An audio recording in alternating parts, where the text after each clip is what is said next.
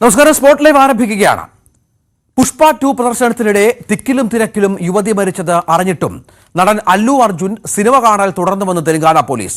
അല്ലു അർജുനെതിരെ അതീവ ഗുരുതര ആരോപണമാണ് Hyderabad police commissioner CV Ananda Bose ഉന്നയിച്ചത്. തെളിവായി CCTV ദൃശ്യങ്ങൾ പുറത്തുവിട്ടു. സ്റ്റേറ്റ് സ്പോൺസേഡ് ആക്രമണമാണ് അല്ലു അർജുന്റെ വീടിന് നേരെ നടന്നതെന്ന ആരോപണവുമായി BJP രംഗത്തെത്തി. ഇതിപ്പോൾ വലിയ രാഷ്ട്രീയ വിവാദമായി തെലങ്കാനയിൽ മാറുന്ന പശ്ചാത്തലം കൂടി ഇതിനോട് ചേർത്ത് വെക്കണം.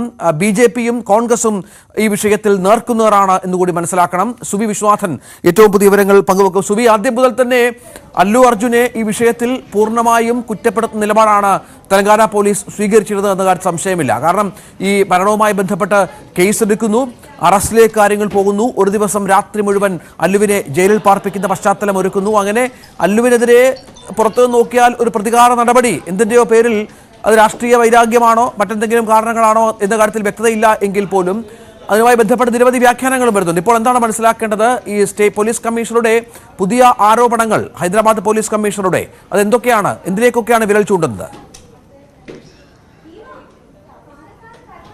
സുവി, രഞ്ജിത്ത്, അല്ലു അർജുനെതിരെ അതീവ ഗുരുതരമായ ആരോപണങ്ങൾ തന്നെയാണ് ഹൈദരാബാദ് സിറ്റി പോലീസ് കമ്മീഷണർ ഉന്നയിക്കുന്നത്. നേരത്തെയും പോലീസ് അതിരൂക്ഷമായ വിമർശനങ്ങളാണ് അല്ലു അർജുനെതിരെ പുറത്തുവിട്ടിരുന്നത്. ഇന്നും അതുതന്നെ തുടരുന്ന കാഴ്ചയാണ് നമുക്ക് കാണാൻ സാധിച്ചത്.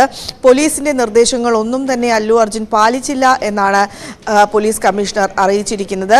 പ്രത്യേകിച്ചും ഈ പരിപാടിക്ക് പുഷ്പയുടെ പ്രീമിയർ ഷോ നടത്തുന്ന പരിപാടിയിലേക്ക് എത്തുമ്പോൾ വരരുത് എന്ന് പോലീസ് ആദ്യം നിർദ്ദേശം നൽകി. അതനുസരിച്ചില്ല. പിന്നീട് അതിന് നിർബന്ധിച്ച് അംഗീകാരം വാങ്ങിയെടുക്കുകയായിരുന്നു.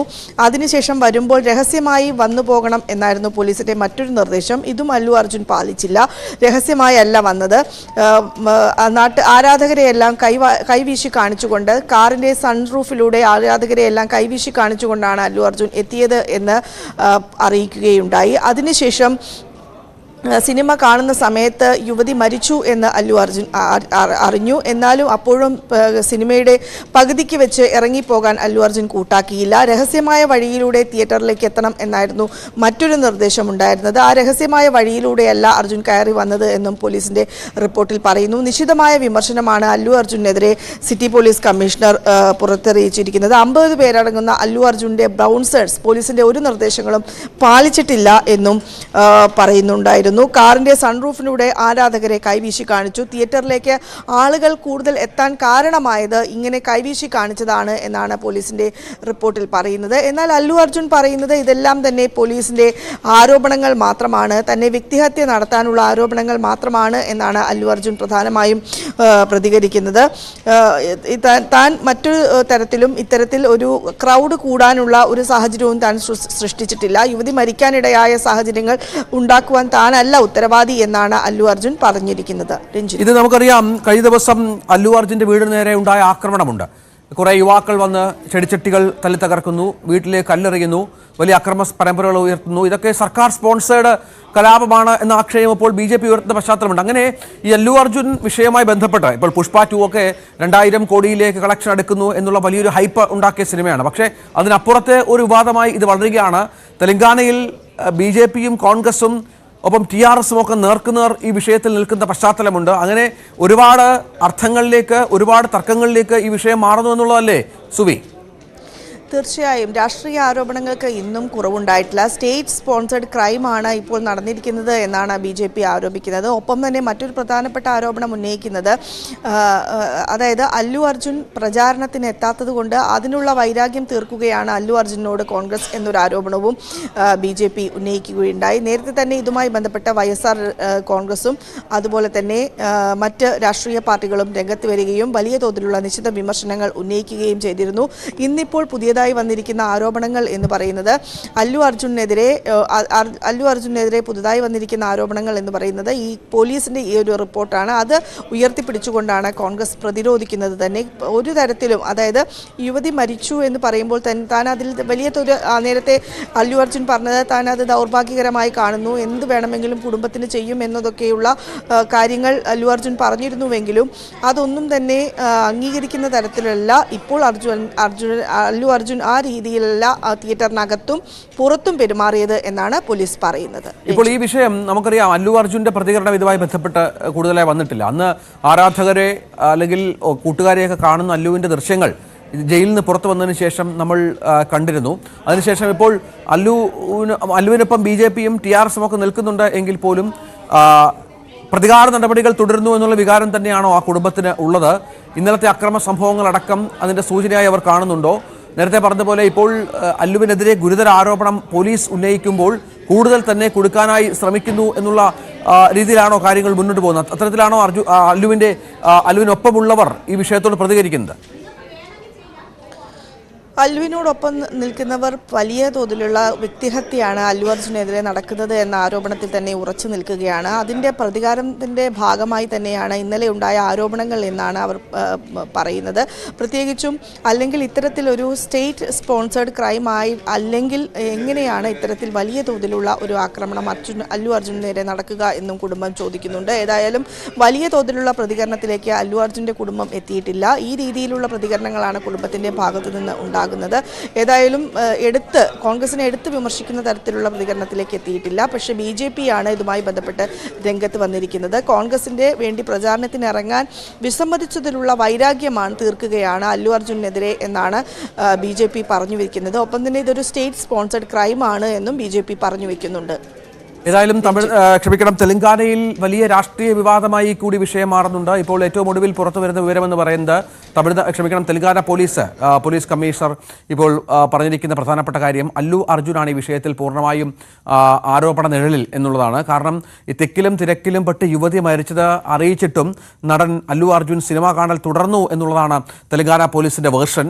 അല്ലു അർജുനെതിരെ അതീവ ഗുരുതര ആരോപണം Hyderabad police commissioner CV Anand ഉന്നയിക്കുന്ന പശ്ചാത്തലം കൂടിയുണ്ട്. ഇതനുസരിച്ച് സുവി, നമുക്കറിയാം വളരെ പ്രധാനപ്പെട്ട കേസ് അല്ലുവിനെതിരെയുണ്ട്. അത് ഒരു ദിവസം ജയിലിൽ അല്ലുവിനെ കിടത്താൻ അവർക്ക് സാധിച്ചു. ഇപ്പോൾ ഈ ആരോപണങ്ങൾ കൂടി പോലീസ് ഉന്നയിക്കുമ്പോൾ ഇതനുസരിച്ച് കേസിന് ബലം വർദ്ധിപ്പിക്കുക, കൂടുതൽ നിയമ നടപടികളിലേക്ക് പോവുക എന്നുള്ളത് തന്നെയാണോ ലക്ഷ്യം? തീർച്ചയായും കൂടുതൽ നിയമ നടപടികളിലേക്ക് പോലീസ് പോകും എന്നതിൻ്റെ സൂചനകൾ തന്നെയാണ് പോലീസിൻ്റെ വാക്കുകളിൽ നിന്ന് മനസ്സിലാക്കാൻ കഴിയുന്നത്. ഒപ്പം തന്നെ തിയേറ്ററിനകത്ത് അല്ലു അർജുൻ ഇരിക്കുന്ന ദൃശ്യങ്ങൾ കൂടെ പോലീസ് ഇന്ന് പുറത്തുവിടുകയും ചെയ്തിട്ടുണ്ട്. CCTV ദൃശ്യങ്ങളാണ് പോലീസ് പുറത്തുവിട്ടിരിക്കുന്നത്. അതിൽ ഏറ്റവും പോലീസ് ഗുരുതരമായി എടുത്തു പറയുന്നത് യുവതി മരിച്ചു എന്നറിഞ്ഞിട്ടും ഈ തിക്കും തിരക്കും ഉണ്ടായി, അതിനുശേഷം യുവതി മരിച്ചു എന്നറിഞ്ഞിട്ടും അല്ലു അർജുൻ അതിൽ നിന്ന് തിയേറ്ററിൽ നിന്ന് ഇറങ്ങിപ്പോകാൻ കൂട്ടാക്കിയില്ല എന്നാണ് പറയുന്നത്. CV ആനന്ദ് പറയുന്ന മറ്റൊരു പ്രധാനപ്പെട്ട കാര്യമുണ്ട്. തങ്ങൾ നിരവധി തവണ അല്ലു അർജുനോട് വരരുത് എന്ന് പറഞ്ഞതാണ്. അങ്ങനെ അദ്ദേഹം വരാതിരുന്നുവെങ്കിൽ ഇത്തരത്തിലുള്ള മരണങ്ങളൊന്നും സംഭവിക്കില്ലായിരുന്നു എന്നും അദ്ദേഹം പറഞ്ഞു വയ്ക്കുന്നുണ്ട്. ഏതായാലും വലിയ ഗുരുതരമായ ആരോപണമാണ് പോലീസ് ഉന്നയിച്ചിരിക്കുന്നത്. ആ ആരോപണങ്ങൾക്ക് ബലം നൽകുന്ന തരത്തിലുള്ള തെളിവുകളും പോലീസ് പുറത്തേക്ക് വിടുന്നുണ്ട്. സ്വാഭാവികമായും ഈ അല്ലു അർജുനെതിരെ ശക്തമായ പിടിമുറുക്കുകയാണ് പോലീസ് എന്ന് വേണം നമുക്ക് ഈ അവസരത്തിൽ വായിച്ചെടുക്കാൻ. തീർച്ചയായും അതാണ് സാഹചര്യം. ഏതായാലും അല്ലുവിനെതിരെ കൂടുതൽ ആരോപണങ്ങളുമായി പോലീസ് രംഗത്ത് വരുന്നു. ഒപ്പം സർക്കാരും ഈ അല്ലുവിനെ കഴിഞ്ഞ ദിവസം സർക്കാരിലെ ഒരു മന്ത്രി പറഞ്ഞത് അല്ലു സിനിമയിൽ താരമായിരിക്കാം, പക്ഷേ ജീവിതത്തിൽ മറ്റുള്ള മനുഷ്യരുടെ വികാരം കൂടി കണക്കിലെടുക്കണം എന്നുള്ള പരാമർശമൊക്കെ നടത്തുമ്പോൾ അത്തരത്തിലുള്ള ഒരുപാട് വ്യാഖ്യാനങ്ങൾ ഇതുമായി ബന്ധപ്പെട്ട് വരുന്നുണ്ട്. Cinema super ഹിറ്റാണ്. 1200 കോടി രൂപ കളക്ഷൻ കഴിഞ്ഞു. ഇപ്പോൾ 2000 കോടി കളക്ഷൻ നേടുന്ന ആദ്യ ഇന്ത്യൻ ചിത്രമാകും എന്നുള്ള വ്യാഖ്യാനങ്ങളൊക്കെ വരുമ്പോൾ കൂടിയാണ് ഇത്തരത്തിൽ വലിയ തോതിലുള്ള ആരോപണ ശരങ്ങൾ അല്ലുവിന് നേരെ ഉണ്ടാകുന്നത്. സുവി വിശ്വാസാണ് വിവരങ്ങൾ പങ്കുവച്ചത്. മറ്റു വാർത്തയിലേക്ക് പോകണം. പാലക്കാട് നല്ലേപ്പള്ളി UP സ്കൂളിൽ വിശ്വ ഹിന്ദു പരിഷത്ത് പ്രവർത്തകർ ഇന്നലെ ക്രിസ്തുമസ് ആഘോഷം തടഞ്ഞതിൽ പ്രതിഷേധിച്ച് DYFI യൂത്ത് കോൺഗ്രസ് പ്രവർത്തകർ ക്രിസ്തുമസ് കരോൾ നടത്തി. അതേസമയം BHPയുടെ നടപടി തള്ളുന്നതായി കേന്ദ്രമന്ത്രി ജോർജ് കുര്യൻ ഡൽഹിയിൽ പറഞ്ഞു. കിരൺ ബാബു വിവരങ്ങൾ പങ്കുവെക്കും. നമുക്കറിയാം BJPയുടെ ക്രിസ്തുമസ് നയതന്ത്രമുണ്ട്. ക്രൈസ്തവ ഭവനങ്ങളിൽ കേക്കുമായി എത്തുന്നു, പള്ളികളിലെത്തുന്നു. നരേന്ദ്രമോദി ഇന്ന് ഡൽഹിയിലെ ദേവാലയങ്ങൾ ഇന്നലെയും ഇന്നുമായി സന്ദർശിക്കുന്ന സാഹചര്യമുണ്ട്. ക്രിസ്ത്യൻ സംഘടനകളുടെ പ്രധാനപ്പെട്ട ആഘോഷ പരിപാടികളിൽ പങ്കെടുക്കുന്നതിനിടയിലാണ് ഈ BHPയുടെ ഇത്തരമൊരു നടപടി. ഇതെങ്ങനെയാണ് BJP നോക്കിക്കാണുന്നത്? രഞ്ജിത്ത്, ഇത് ബി ജെ പിയെ സംബന്ധിച്ച് ക്രൈസ്തവ ന്യൂനപക്ഷ വിഭാഗങ്ങളെ പരമാവധി ബി ജെ പിയുമായി അടുപ്പിക്കുക എന്ന ലക്ഷ്യത്തിൽ കഴിഞ്ഞ കുറെ കാലമായി നടത്തിവരുന്ന പരിപാടികളെല്ലാം അല്ലെങ്കിൽ അതിനുവേണ്ടി നടത്തുന്ന നയതന്ത്ര നീക്കങ്ങളെല്ലാം ടോർപ്പിഡോ ചെയ്യുന്ന രീതിയിലേക്കാണ് ബി എസ് പിയുടെ ഭാഗത്തു നിന്ന് ഇത്തരമൊരു പ്രവർത്തനം ഉണ്ടായിരിക്കുന്നത്. ഇത് ഇപ്പോൾ മാത്രമല്ല, എപ്പോഴൊക്കെയാണോ ബി ജെ പി കഴിഞ്ഞ കുറച്ച് വർഷമായിട്ടാണ് ബി ജെ പി ക്രൈസ്തവ ന്യൂനപക്ഷത്തെ പരമാവധി ബി ജെ പിയിലേക്ക് അടുപ്പിക്കുക. മുസ്ലിം ന്യൂനപക്ഷത്തിൻ്റെ മറുഭാഗത്ത് നിൽക്കുമ്പോൾ ക്രൈസ്തവ ന്യൂനപക്ഷത്തിൻ്റെ വോട്ട് കൂടി ചേർന്ന് കഴിഞ്ഞാൽ അല്ലെങ്കിൽ ആ വിഭാഗത്തിന് പിന്തുണ കൂടി ലഭിച്ചു കഴിഞ്ഞാൽ കുറെ കൂടി വോട്ട് ബാങ്കിൽ സുരക്ഷിതമാണ് എന്നൊരു അവസ്ഥയിലേക്ക് എത്തിക്കുക. അത്തരമൊരു പ്രവർത്തനത്തിന്റെ ഭാഗമായിട്ടാണ് ഇന്നിപ്പോൾ പ്രധാനമന്ത്രി തന്നെ CBCI ആസ്ഥാനത്ത് നടക്കുന്ന ക്രിസ്മസ് ആഘോഷത്തിൽ പങ്കുചേരുന്നു. ഈ ക്രൈസ്തവ സഭകളുടെ കത്തോലിക്ക സഭയുടെ ഏറ്റവും പ്രധാനപ്പെട്ട പുരോഹിതന്മാരുമായിട്ടെല്ലാം അദ്ദേഹം ഇന്ന് ആശയവിനിമയം നടത്തുന്നു. മറുഭാഗത്ത് കേരളത്തിൽ കഴിഞ്ഞ വർഷവും ഈ വർഷവുമെല്ലാം ക്രിസ്ത്യൻ വീടുകളിലേക്ക് BJP നേതാക്കൾ കേക്കുമായി എത്തുന്നു. അങ്ങനെ ക്രിസ്മസ് ആശംസകൾ അറിയിക്കുന്നു. ആ തരത്തിലേക്കെല്ലാം ഒരു നയതന്ത്രം കൊണ്ടുവന്ന് ആ തരത്തിൽ BJPയുമായി പരമാവധി ക്രൈസ്തവ വിഭാഗത്തെ അടുപ്പിക്കാൻ വേണ്ടി ശ്രമം നടക്കുന്നതിനിടയിലാണ് BSPയുടെ നേതൃത്വത്തിൽ കേരളത്തിലും ഇത്തരത്തിലൊരു ആക്രമണം നടന്നിരിക്കുന്നത്. സാധാരണഗതിയിൽ കേരളത്തിലെ സ്കൂളുകളിലായാലും കോളേജുകളിലായാലും വിദ്യാഭ്യാസ സ്ഥാപനങ്ങളിലൊക്കെ എല്ലാം എത്രയോ വർഷങ്ങളായി ക്രിസ്മസ് ആഘോഷിക്കുന്നതാണ്. അതിന് ഏതെങ്കിലും മതത്തിൻ്റെയോ ജാതിയുടെയോ ഒന്നും കളറിലല്ല. സാധാരണഗതിയിൽ ക്രിസ്മസ് ആഘോഷം കേരളത്തിലെ ഒരു പൊതുവിദ്യാലയങ്ങളിലെല്ലാം തന്നെ ആഘോഷിക്കുന്നതാണ്. അത്തരമൊരു ആഘോഷം നടത്തിയ പൊതുവിദ്യാലയത്തിലേക്കാണ്, അതും പ്രൈമറി സ്കൂളിലെ കുട്ടികൾ പഠിക്കുന്ന ഒരു വിദ്യാലയത്തിലേക്കാണ് 50 വയസ്സിന് മേൽ പ്രായമുള്ള BSP പ്രവർത്തകരൊക്കെ കടന്നു കയറിയിട്ട് ഈ കൊച്ചുകുട്ടികളെ ഭീഷണിപ്പെടുത്തിയത്.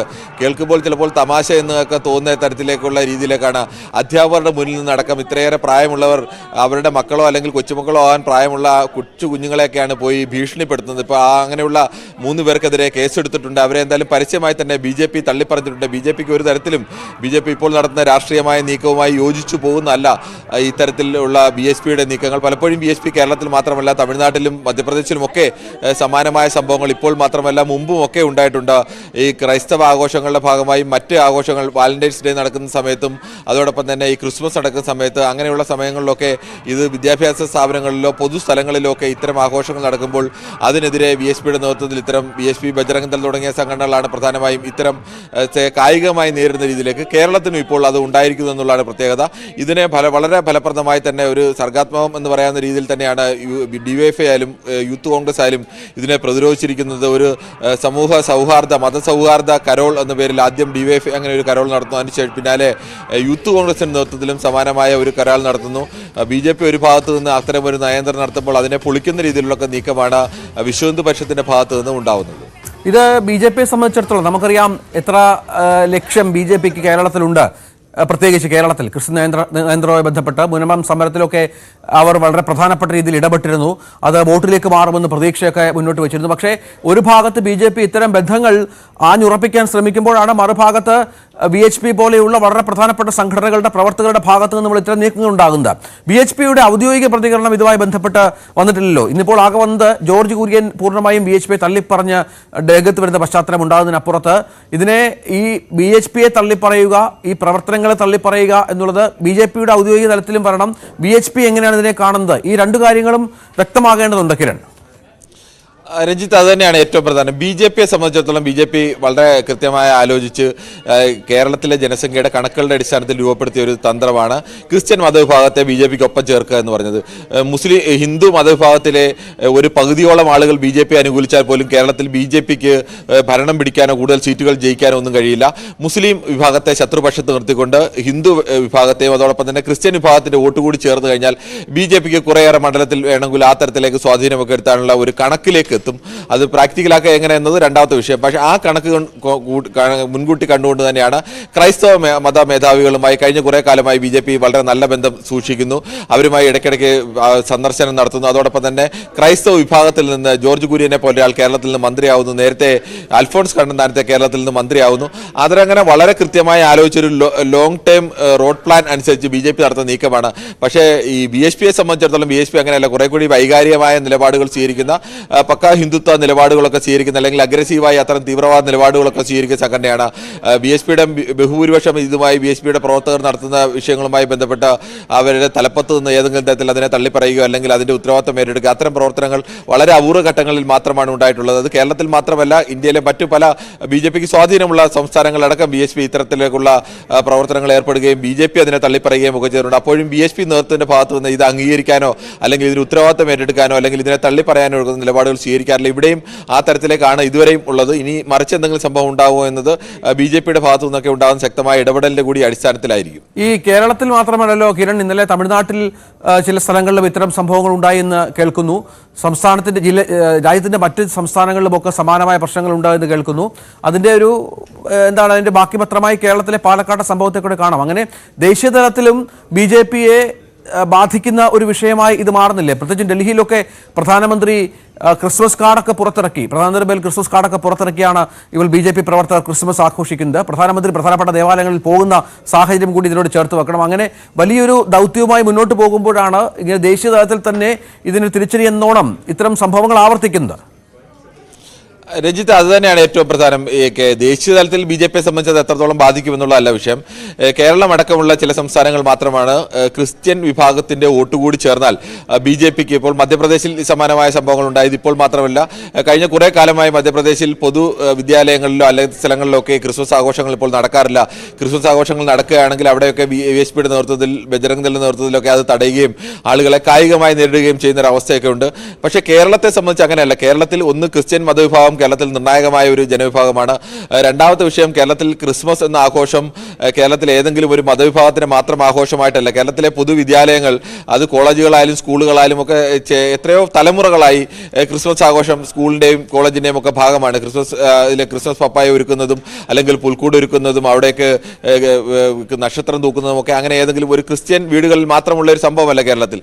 അങ്ങനെ ഒരു സ്ഥലത്താണ് കേരളത്തിൽ ഒരു കുട്ടികൾ മാത്രം, അത് പ്രൈമറി സ്കൂൾ വിദ്യാർത്ഥികളാണെന്ന് ആലോചിക്കണം. പ്രൈമറി സ്കൂൾ വിദ്യാർത്ഥികൾ പഠിക്കുന്ന ആ സ്കൂളിൽ അവർ ക്രിസ്മസ് ആഘോഷം നടത്തുമ്പോൾ 50 വയസ്സിന് മേൽ പ്രായമുള്ള ആളുകളൊക്കെ വന്ന് സാമാന്യ മര്യാദ അനുസരിച്ച് എന്ത് തെറ്റ് ചെയ്താലും 50 വയസ്സിന് മേൽ പ്രായമുള്ളവരൊക്കെ പോയി കൊച്ചുകുട്ടികളെ ഭീഷണിപ്പെടുത്തുക എന്നൊക്കെ പറയുമ്പോൾ തന്നെ ആളുകൾക്ക് അതിനെ തമാശയിലോ അല്ലെങ്കിൽ പരിഹാസ രൂപത്തിലൊക്കെ ആയിരിക്കും കൊടുക്കുന്നത്. ആ തരത്തിലേക്ക് പോലും ആളുകൾ തയ്യാറാവുന്നു എന്ന് പറയുമ്പോൾ BJPക്ക് ഇത് ആകെ ക്രൈസ്തവ വിഭാഗത്തിനിടയിലേക്ക് BJP വലിയ തോതിലേക്ക് അവിടേക്ക് അവരുമായി ബന്ധം സ്ഥാപിക്കാനും അവരുമായി സൗഹൃദത്തിലേക്കാനും ഒക്കെ ഒരു തരത്തിൽ പറഞ്ഞാൽ ക്രൈസ്തവ മത മേധാവികളുമായി അത്തരം ഒരു ബന്ധത്തിലേക്ക് എത്താൻ BJPക്ക് ഒരു വലിയ പരിധിവരെ കഴിഞ്ഞിട്ടുണ്ട്. പക്ഷേ സാധാരണ ക്രൈസ്തവ വിഭാഗത്തിനെ കൂടി വിശ്വാസം എടുക്കാതെ ഇത് വോട്ടിലേക്ക് പ്രതിഫലിക്കില്ല. മതമേധാവികളുമായി മാത്രം ബന്ധമുണ്ടെങ്കിൽ BJPക്ക് അവരുടെ ഭാഗത്ത് നിന്ന് എതിർപ്പ് ഉയരില്ല എന്നതിനപ്പുറത്തേക്ക് ഒരു തെരഞ്ഞെടുപ്പിന് വിജയിക്കാൻ സഹായിക്കില്ല. അതിന് സാധാരണ ക്രൈസ്തവ വിഭാഗത്തിന്റെ വിശ്വാസം കൂടി അല്ലെങ്കിൽ അവർക്ക് കൂടി BJPയെ വിശ്വസിക്കുന്ന ഒരു അവസ്ഥയിലേക്ക് ഉണ്ടാവണം. അത്തരം നീക്കങ്ങൾ ഒരു ഭാഗത്ത് നടത്തുമ്പോഴാണ് മറുഭാഗത്ത് VSP പോലുള്ള സംഘടനകൾ ഇങ്ങനെ ചില നീക്കങ്ങൾ നടത്തുന്നത്. ഇത് BJP നടത്തുന്ന വലിയ പരിശ്രമങ്ങളെ ഒരൊറ്റ നിമിഷം കൊണ്ട് അല്ലെങ്കിൽ ഒരു ചെറിയ ഇടപെടൽ കൊണ്ട് തന്നെ തകർക്കുകയും അവിശ്വാസം സൃഷ്ടിക്കുകയും ഒക്കെ ചെയ്യുന്ന പ്രവർത്തനമാണ്. അതിനെ വളരെ ഫലപ്രദമായി തന്നെയാണ് DYFI ആയാലും അല്ലെങ്കിൽ യൂത്ത് കോൺഗ്രസ് ആയാലും ഇടപെട്ടത്. രണ്ടുപേരും അവിടെ ഒരു സമാധാന മതസൗഹാർദ്ദ കരോൾ എന്ന പേരിൽ അങ്ങനെ 2 കരോളുകൾ നടത്തി അവർ ആ വിഷയത്തെ സജീവമാക്കി നിലനിർത്തുന്നു. എന്തായാലും BJPയെ സംബന്ധിച്ച് ഇത് തിരിച്ചടിയാണ് എന്ന് തന്നെ പറയേണ്ടി വരും. അതാണ് സാഹചര്യം. ഏതായാലും നമുക്ക് ആ ദൃശ്യങ്ങളിലേക്ക് കൂടി ഒന്ന് പോകണം. ഇന്ന് DYFI യൂത്ത് കോൺഗ്രസ് പ്രവർത്തകർ പ്രതീകാത്മകമായി കരോൾ നടത്തുന്നു, മധുരപലഹാരങ്ങൾ വിതരണം ചെയ്യുന്നു.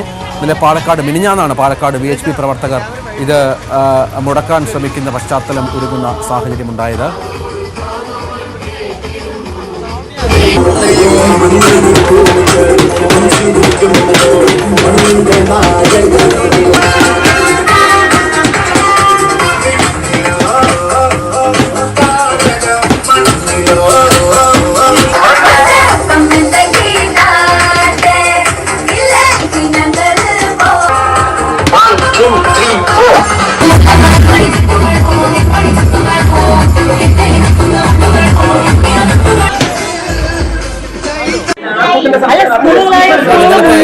പാലക്കാട് സ്കൂളിലെ സംഭവം VHP പ്രവർത്തകർ കരോൾ മുടക്കാനായി 3 പ്രവർത്തകരാണ് എത്തിയത്. ഇവരെ അറസ്റ്റ് ചെയ്യുകയും ചെയ്തു പോലീസ്. ഇവർ പിന്നീട് സ്കൂളിലെത്തി ഇത്തരം പ്രശ്നമുണ്ടായതിനു ശേഷം തിരിച്ചു പോവുകയായിരുന്നു.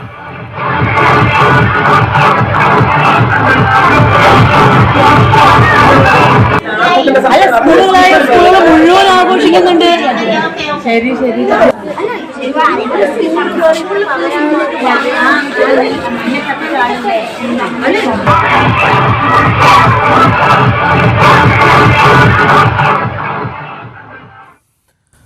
മറ്റു ചില വാർത്തകളിലേക്ക് പോകണം. മരടിൽ ഫ്ളാറ്റുകൾ പൊളിച്ച സ്ഥലത്ത് ഇനി നിർമ്മാണത്തിനുള്ള സാധ്യത പരിശോധിക്കാൻ സുപ്രീം കോടതി നിർദ്ദേശിച്ച അമിക്കസ് ക്യൂറി എത്തി.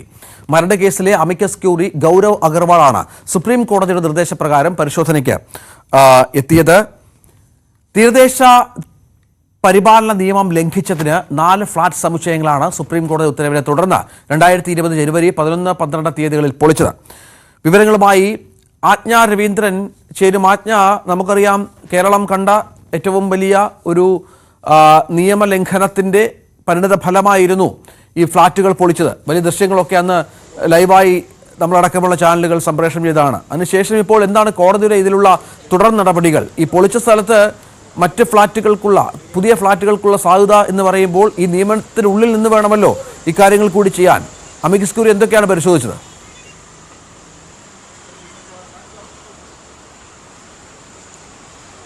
രഞ്ജിത്ത്, അമിക്കസ് ക്യൂറിയുടെ വരവോടെ അതായത് സുപ്രീം കോടതിയിൽ നിർദ്ദേശപ്രകാരം തന്നെയായിരുന്നു 2020 ജനുവരി 11, 12 തീയതികളിൽ മരടിലെ ഫ്ളാറ്റ് തീരദേശ പരിപാലന നിയമം പാലിക്കുന്നില്ല എന്ന് കാണിച്ച് ലംഘിക്കുന്നുവെന്ന് കാണിച്ച് ഈ ഫ്ളാറ്റുകൾ പൊളിക്കുന്ന ഒരു സാഹചര്യത്തിലേക്ക് നീങ്ങിയത്.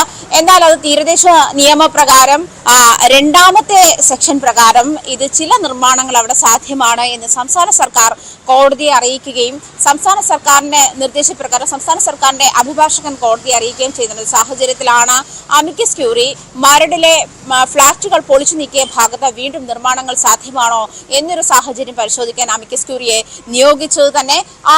അതേസമയം സുപ്രീം കോടതി ഇത് സാധ്യമായ ഒരു സാഹചര്യത്തിൽ തന്നെ ആയിരുന്നോ, അതല്ലെങ്കിൽ ഈ ഫ്ളാറ്റുകൾ പൊളിക്കാനുള്ള സാഹചര്യത്തിൽ തന്നെ ആയിരുന്നോ അങ്ങനെ ഒരു ഫ്ളാറ്റുകൾ പൊളിക്കപ്പെട്ടത് എന്നൊരു ആശങ്ക കൂടി, എന്നൊരു സംശയം കൂടി സുപ്രീം കോടതി മുന്നോട്ട് വെക്കുകയുണ്ടായി.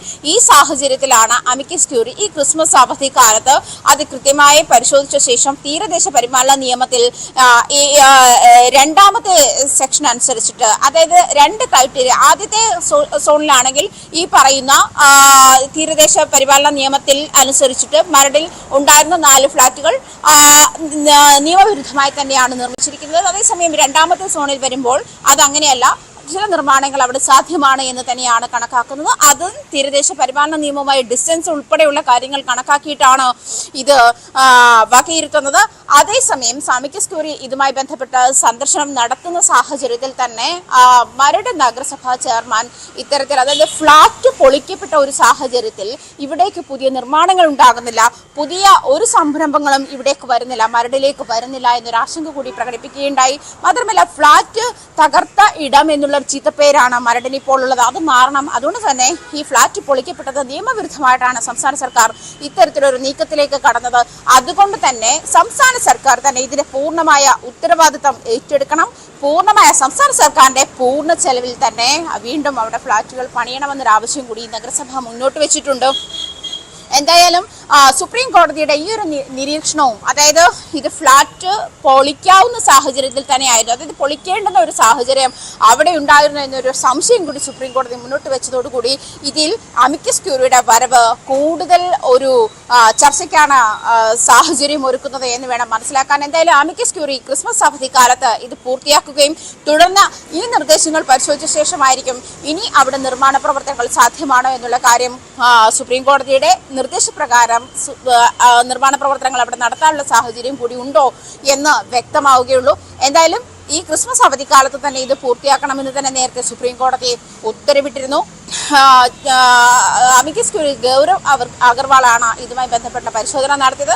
ഇന്ന് രാവിലെയാണ് ഇതുമായി ബന്ധപ്പെട്ടുള്ള പരിശോധന നടത്തിയത്. എന്തായാലും അമിക്കസ് ക്യൂറി ഈ 4 ഫ്ളാറ്റുകൾ തകർത്ത ഇടങ്ങളെയൊക്കെ പരിശോധിച്ചിട്ടുണ്ട്. അതുമായി ബന്ധപ്പെട്ടുള്ള റിപ്പോർട്ട് ക്രിസ്മസ് അവധിക്കാലത്ത് ഈ അടുത്ത സിറ്റിംഗിൽ തന്നെ അതുമായി ബന്ധപ്പെട്ടുള്ള റിപ്പോർട്ട് സമർപ്പിക്കുമെന്നാണ് മനസ്സിലാക്കാൻ കഴിയുന്നത്. ഞാൻ പറഞ്ഞത് ഏറെ ഗൗരവമുള്ള ഒരുപാട് കാര്യങ്ങളുണ്ട്. കാരണം ഈ മരട് ഫ്ളാറ്റുകൾ പൊളിച്ച ഒരു സ്ഥലമെന്ന ഒരു പേരുദോഷമുണ്ട്. അവിടെ നിർമ്മാണ പ്രവർത്തനങ്ങൾ ഇനിയും വരാത്ത പശ്ചാത്തലമുണ്ട്. അവിടെ വസ്തു വാങ്ങിയവരും ഫ്ളാറ്റ് വാങ്ങിയവരും സമീപത്തൊക്കെ ഫ്ളാറ്റ് വാങ്ങിയവർക്കും അവിടെ ഉണ്ടായ ഒരു മൂല്യച്യുതിയുണ്ട് ഈ വിലയുമായൊക്കെ ബന്ധപ്പെട്ട്. അങ്ങനെ ഒരുപാട് പ്രശ്നങ്ങൾക്കുള്ള ഒരു പരിഹാരമായി കൂടി ഒരുപക്ഷെ ഈ സുപ്രീം കോടതി ഇടപെടൽ സഹായിച്ചേക്കാം. വീണ്ടും അവിടെ ഫ്ളാറ്റ് സമുച്ചയം പണിയുന്ന നിലയിലേക്ക് സുപ്രീം കോടതി ഉത്തരവൊക്കെ വന്നാൽ ഇപ്പോഴുള്ള ഒരു പൂർണ്ണമായുള്ള മരവിപ്പ്, ഒരു പേരുദോഷമൊക്കെ മാറ്റി ചില സാഹചര്യങ്ങൾ അവിടെ തെളിഞ്ഞു വരുമെന്ന് പ്രതീക്ഷിക്കാം.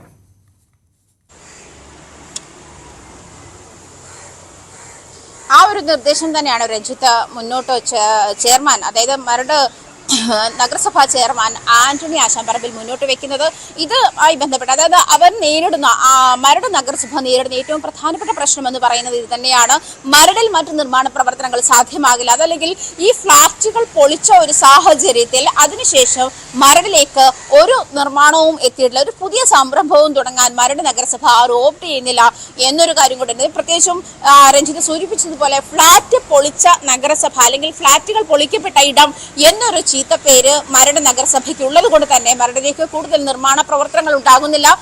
ഇതൊരു പക്ഷേ ഈ അമിക്കസ് ക്യൂറി ഇത് ഈ തീരദേശ പരിപാലന നിയമം 2ാമത്തെ വകുപ്പ് അനുസരിച്ചിട്ട് 2ാമത്തെ ചട്ടം അനുസരിച്ചിട്ട് സെക്കൻഡ് സോണിൽ ആണ് ഇത് മരടും അല്ലെങ്കിൽ ഈ ഫ്ളാറ്റുകൾ പൊളിച്ച ഇടങ്ങൾ നിൽക്കുന്നത് എന്ന് മനസ്സിലാക്കിയാൽ തന്നെ എന്നുള്ള കാര്യം റിപ്പോർട്ട് സമർപ്പിക്കാനാണ് അമിക്കസ് ക്യൂറി എത്തിയത്. ആ റിപ്പോർട്ട് പ്രകാരം ഈ ഒരു കാര്യത്തിൽ വ്യക്തത വന്നാൽ ഒരുപക്ഷെ നിർമ്മാണ പ്രവർത്തനങ്ങൾ അനുവദിക്കുന്ന കാര്യം സുപ്രീം കോടതി പരിഗണിച്ചേക്കും. അതിനുശേഷം ഒരുപക്ഷെ ഈ പറയുന്ന ചീത്തപ്പേര്, അതായത് മരട് നഗരസഭയ്ക്കുണ്ടായ ചീത്തപ്പേര് മാറാൻ ഒരു കാരണം കൂടി ഇത് ഒരു പക്ഷേ ആയേക്കുമെന്നുള്ള ഒരു പ്രതീക്ഷ കൂടി നഗരസഭ ഇത് അമിക്കസ് ക്യൂറിയുടെ വരവ് മുന്നോട്ട് വെക്കുന്നുണ്ട്. എന്തായാലും സുപ്രീം കോടതി ഇതിൽ, അതായത് ശരിയായ സാഹചര്യത്തിൽ തന്നെ ആയിരുന്നോ, അതേ ഫൈനായിട്ടുള്ള തീരുമാനമായിരുന്നോ ഈ ഫ്ളാറ്റ് പൊളിക്കൽ എന്ന് സുപ്രീം കോടതിയുടെ ഡിവിഷൻ ബെഞ്ച് സംശയം ഉന്നയിച്ചിട്ടുണ്ട്. ഈ സംശയത്തിന്റെ ശേഷമാണ്, അതായത് നിർമ്മാണ പ്രവർത്തനങ്ങൾ 2ാമത്തെ സോണിൽ ഉള്ള നിർമ്മാണ പ്രവർത്തനങ്ങൾ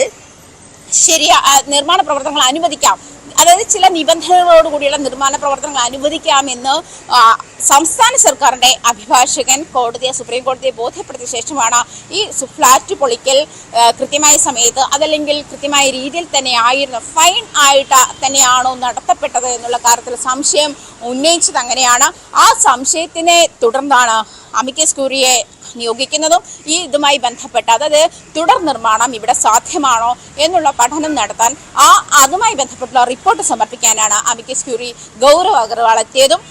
അതേ തുടർന്ന് ഈ പരിശോധനയ്ക്ക് ശേഷം ഈ ക്രിസ്മസ് അവധിക്കാലത്ത് പരിശോധന നടത്തണമെന്നായിരുന്നു സുപ്രീം കോടതി നിർദ്ദേശിച്ചിരുന്നത്. ഈ പരിശോധനയ്ക്ക് ശേഷം എന്തായാലും സുപ്രീം കോടതി ഈ കാര്യത്തിൽ തീരുമാനം കൈക്കൊള്ളും. അതൊരു പക്ഷേ മരട് നഗരസഭയ്ക്ക് രഞ്ജിത്ത് സൂചിപ്പിച്ചതുപോലെയുള്ള ചീത്തപ്പേര്, അതായത് മരട് നഗരസഭയ്ക്ക് നിലവിലുള്ള ചീത്തപ്പേര് മാറിക്കിട്ടാനുള്ള ഒരു സാഹചര്യത്തിലേക്ക് വഴിവെക്കുമെന്നാണ് നഗരസഭയുടെ പ്രതീക്ഷയും. രഞ്ജിത്ത്. ശരി, ആജ്ഞ രവീന്ദ്രനാണ് വിവരങ്ങൾ പങ്കുവച്ചുകൊണ്ടിരിക്കുന്നത്. ഏതായാലും മരടിൽ പുതിയ ഫ്ളാറ്റ് സമുച്ചയങ്ങൾ ഉയരുമോ എന്ന കാര്യം കോടതിയുടെ പരിഗണനയിലാണ്. അമിക്കസ് ക്യൂറി ഇന്നിവിടെ സന്ദർശിക്കുന്നു. മരടിൽ ഫ്ളാറ്റുകൾ പൊളിച്ച സ്ഥലത്ത് ഇനി നിർമ്മാണത്തിനുള്ള സാധ്യതകൾ പരിശോധിക്കാൻ സുപ്രീം കോടതി നിർദ്ദേശിച്ച അമിക്കസ് ക്യൂറിയാണ് അവിടെ എത്തിയത്. സൗരവ് അഗർവാൾ ആണ് സുപ്രീം കോടതി നിർദ്ദേശപ്രകാരം പരിശോധനയ്ക്ക് എത്തിയത്. ഈ ക്രിസ്മസ് കാലയളവിൽ തന്നെ ഇതുമായി ബന്ധപ്പെട്ട റിപ്പോർട്ട് നൽകും എന്നാണ് മനസ്സിലാക്കേണ്ടത്. തീരദേശ പരിപാലന നിയമം ലംഘിച്ച് നമുക്കറിയാം 4 ഫ്ളാറ്റ് സമുച്ചയങ്ങൾ സുപ്രീം കോടതി ഉത്തരവിനെ തുടർന്ന് അതിവിദഗ്ധമായി പൊളിച്ചു മാറ്റിയ ഒരു സ്ഥലം കൂടിയാണ് മരട്. ഈ പ്രദേശത്തോട് ചേർന്നാണ് 2020 ജനുവരി 11, 12 തീയതികളായിരുന്നു ഈ സംഭവം. ഇതിനോട് ചേർന്നാണ് ഇപ്പോൾ ഇങ്ങനെയൊരു നീക്കം, ഇങ്ങനെയൊരു തീരുമാനത്തിലേക്ക് സുപ്രീം കോടതി എത്തിയിരിക്കുന്നത് എന്നതും ഏറ്റവും പ്രധാനമാണ്. ആജ്ഞയാണ് വിവരങ്ങൾ പങ്കുവച്ചത്. മറ്റു വാർത്തയിലേക്ക് പോകണം. കാസർഗോഡ് ബൊഗ്രാൽ സ്വദേശി അബ്ദുൾ സലാമിനെ കഴുത്തറത്ത് അതിക്രൂരമായി കൊലപ്പെടുത്തിയ കേസിൽ ശിക്ഷാവിധി ഉടൻ.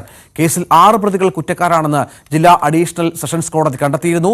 പറവാട് മാളിയങ്കരയ്ക്ക് സമീപം കോട്ടയിലെ മൈതാനത്ത് അബ്ദുൾ സലാമിന്റെ തല വെട്ടിയെടുത്ത ശേഷം പ്രതികൾ കാലുകൊണ്ട് പന്ത് പോലെ തട്ടിക്കളിച്ച് മറ്റൊരു പറമ്പിൽ കൊണ്ടിട്ടുവെന്നാണ് കുറ്റപത്രം. KV ബൈജു ചെയ്യുകയാണ്. ബൈജു, എത്ര ക്രൂരമാണ്, പൈശാചികമാണ്, കേൾക്കുമ്പോൾ തന്നെ മനസ്സിനെ വല്ലാതെ പേടിപ്പിക്കുന്ന ഒന്നായി ഈ കൊലപാതകം മാറുകയാണ്. എന്താണെന്ന് സംഭവിച്ചത്? ഇത്ര വലിയ ഒരു വൈരാഗ്യം, ഇതിന്റെ പശ്ചാത്തലം നമുക്ക് പറഞ്ഞു തുടങ്ങാം. ഇത്ര വലിയൊരു വൈരാഗ്യം ഈ അബ്ദുൾ സലാമിന് നേരെ ഈ പ്രതികൾക്ക് ഉണ്ടാകാനിടയായ സാഹചര്യം എന്തായിരുന്നു?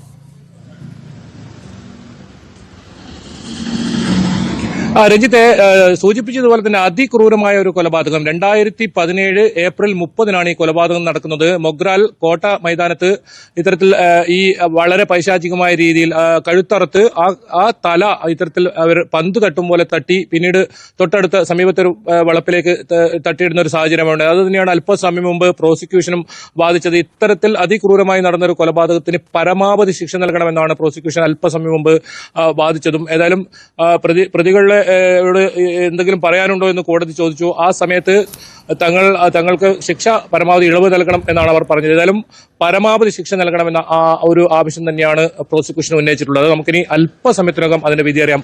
ഇതിന്റെ ഈ നാൾവഴിയിലേക്ക് വന്നാൽ ഇത് സംഭവം മണലെടുപ്പുമായി ബന്ധപ്പെട്ട ഒരു തർക്കം, മണൽ മാഫിയകൾ തമ്മിലുള്ള ഒരു കുടിപ്പക അങ്ങനെ വേണമെങ്കിൽ പറയാം. അത്തരത്തിലുള്ള ഒരു കുടിപ്പകയുടെ തുടർന്നുണ്ടായ കൊലപാതകമാണ്. മാത്രമല്ല ഈ അബ്ദുൾ സലാം എന്ന് പറയുന്നയാൾ ഒരു കൊലപാതക കേസിലെ പ്രതി കൂടിയാണ്. കുമ്പള പഞ്ചായത്ത് അംഗത്തിന്റെ മകനെ കൊലപ്പെടുത്തിയ കേസ്, അതും മണലെടുപ്പുമായി ബന്ധപ്പെട്ട തർക്കം തന്നെയാണ്. ഈ മണലെടുപ്പ് ഇത് കേസിലെ ഒന്നാം പ്രതിയായ അബൂബക്കർ സിദ്ദിഖിന്റെ മണൽ ലോറി പോലീസിനെ കൊണ്ട് പിടിപ്പിച്ചെന്നും അതുകൂടാതെ ഇയാളുടെ വീട്ടിൽ, അതായത് അബൂബക്കർ സിദ്ദിഖിന്റെ വീട്ടിൽ കയറി കുടുംബത്തെ ഭീഷണിപ്പെടുത്തി, ഈ രണ്ട് കാരണം കൊണ്ടാണ് ഈ കൊലപാതകം നടത്തിയെന്നാണ് ഈ പോലീസ് അന്വേഷണത്തിൽ കണ്ടെത്തിയത്. ഇവരെ 8 അംഗ സംഘം ആയിരുന്നു ഈ കൊലപാതകം ഉണ്ടായത്. അതിൽ 6 പേർ കുറ്റക്കാരാണെന്നാണ് കണ്ടെത്തിയിരിക്കുന്നത്. 2 പേരെ കോടതി വെറുതെ വിടുന്ന സാഹചര്യം ഉണ്ടായിട്ടുണ്ട്. ഇതിൽ ഈ അബൂബക്കർ സിദ്ദിഖ് ഒരു കൊലക്കേസിലെ പ്രതി തന്നെയാണ്. BJP നേതാവ് ദയാനന്ദനെ കൊലപ്പെടുത്തിയ കേസിലെ പ്രതിയാണ്. അതുകൂടാതെ ഇതിൽ ഉമ്മർ ഫാറൂഖ് ഉണ്ട്, 2ാം പ്രതി. അദ്ദേഹം 2 കേസുകളിലെ പ്രതിയാണ്, അതും കൊലപാതക കേസിൽ. ഇത്തരത്തിൽ വലിയ ക്രിമിനൽ പശ്ചാത്തലമുള്ള സംഘങ്ങൾ തമ്മിലുള്ള ഈ കുടിപ്പക, അതിന് ചെരിഞ്ഞുള്ള ഏറ്റുമുട്ടൽ, അതിനൊടുവിൽ നടന്ന ഒരു അരുംകൊല, അങ്ങനെയാണ് ഇത് പ്രോസിക്യൂഷൻ വാദിച്ചതും. എന്തായാലും 52 സാക്ഷികളാണ് പ്രോസിക്യൂഷൻ ഹാജരാക്കിയത്. അത് കൂടാതെ ഈ കഴുത്തറുത്ത ആയുധം, കത്തി, ഒപ്പം ചോര പുരണ്ട വസ്ത്രം, ഇതൊക്കെ കോടതിയിൽ ഹാജരാക്കിയിരുന്നു. ശാസ്ത്രീയമായ തെളിവുകളുടെ അടിസ്ഥാനത്തിലാണ് ഈ കേസ് മുന്നോട്ട് പോയത്. അതുകൊണ്ട് തന്നെ ഈ കുറ്റക്കാരാണെന്ന് കോടതി കണ്ടെത്തുന്ന സാഹചര്യം ഉണ്ടായി. ഏതായാലും അല്പസമയത്തിനകം ഇതിന്റെ വിധി വരും. നമ്മൾ ഒരു പക്ഷേ സിനിമയിലൊക്കെ കാണുന്ന രീതിയിലുള്ള ഒരു കൊലപാതകം, അത്തരത്തിൽ വളരെ പൈശാചികമായ രീതിയിൽ നടത്തിയ ഒരു കൊലപാതകം, അതിൽ എന്ത് ശിക്ഷ നൽകും കോടതി എന്നാണ് എനിക്ക് അറിയേണ്ടത്. അതാണ് ഇനി അല്പസമയത്തിനകം അഡീഷണൽ ജില്ലാ സെഷൻസ് കോടതി വിധി പറയുക. ജഡ്ജി പ്രിയയാണ് ഇത് സംബന്ധിച്ച് വിധി പറയുക. എന്തായാലും ഈ അബൂബക്കർ സിദ്ദിഖിന്റെ കുടുംബാംഗങ്ങൾ മാത്രമാണ് ഇപ്പോൾ കോടതി വളപ്പിൽ എത്തിയിട്ടുള്ളത്. ഈ മരണപ്പെട്ട അബ്ദുൾ സലാമിന്റെ ബന്ധുക്കൾ ആരും തന്നെ ഇവിടെ എത്തിയിട്ടില്ല. പ്രധാനമായും ഇവർ പറയുന്നത് ഈ അബ്ദുൾ സലാം നിരവധി ക്രിമിനൽ കേസുകളുടെ വലിയൊരു ഗുണ്ട സംഘം തന്നെയായിരുന്നു. അതിനൊടുവിൽ ഈ പക, ഈ വീട്ടിൽ കയറി ഇത്തരത്തിൽ ഭീഷണിപ്പെടുത്തി തുടങ്ങിയ കാര്യങ്ങളൊക്കെ ആയതോടുകൂടിയാണ് ഈ കൊലപാതകം പ്ലാൻ ചെയ്യുന്നതും വളരെ നീചമായ രീതിയിൽ കൊലപാതകം നടത്തുന്നതും. എന്തായാലും 6 പ്രതികളും അവരുടെ ബുദ്ധിമുട്ടുകൾ, തങ്ങൾക്ക് വീട്ടിൽ ആരുമില്ല, പ്രായമായ മാതാവ് മാത്രമേ ഉള്ളൂ തുടങ്ങിയ കാര്യങ്ങളൊക്കെ ഇപ്പോൾ കോടതിയിൽ അല്പസമയം മുമ്പ് ബോധിപ്പിച്ചു. ഏതായാലും ജഡ്ജ് ഉച്ചയ്ക്ക് ശേഷം ഇതിന്റെ വിധി പറയുമെന്നാണ് പറഞ്ഞത്. 2:30 കോടതി ഇപ്പോൾ ആരംഭിച്ചു. ഇനി ആദ്യത്തെ കേസായി തന്നെ ഇതെടുക്കുകയാണ്. അതിന്റെ വിധി ആദ്യം തന്നെ ഉണ്ടാകും. അല്പസമയത്തിനകം തന്നെ വിധി ഉണ്ടാകും.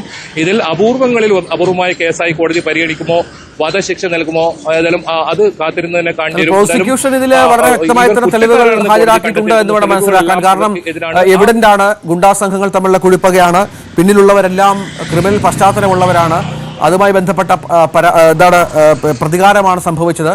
ഇതിനൊക്കെ നേരത്തെയും ഇതുമായി ബന്ധപ്പെട്ട 20 തർക്കങ്ങളും ബഹളങ്ങളും സംഘർഷങ്ങളൊക്കെ ഇവർ തമ്മിൽ ഉണ്ടായിട്ടുണ്ട്. അങ്ങനെ ഒരുപാട് ബാക്ക്ഗ്രൗണ്ട് കാര്യങ്ങളുണ്ട്. തെളിവുകളൊക്കെ പ്രോസിക്യൂഷൻ ഹാജരാക്കാൻ സാധിച്ചിട്ടുണ്ട്. കൃത്യമായി തന്നെ ഈ കേസ് ആ തരത്തിൽ എത്തിക്കാനും വാദിക്കാനും കോടതി കാര്യങ്ങൾ വ്യക്തമാക്കാനും കഴിഞ്ഞാൽ ഒരുപക്ഷെ അപൂർവമായ ഒരു കൊലപാതകം എന്ന രീതിയിൽ തന്നെ കോടതി ഇതിനെ കണ്ടേക്കാം. കാരണം അതിനുള്ള എല്ലാ സാഹചര്യങ്ങളും ഉണ്ട് ഈ കൊലപാതകത്തിന്റെ അന്നത്തെ പശ്ചാത്തലമൊക്കെ പരിശോധിച്ചാൽ.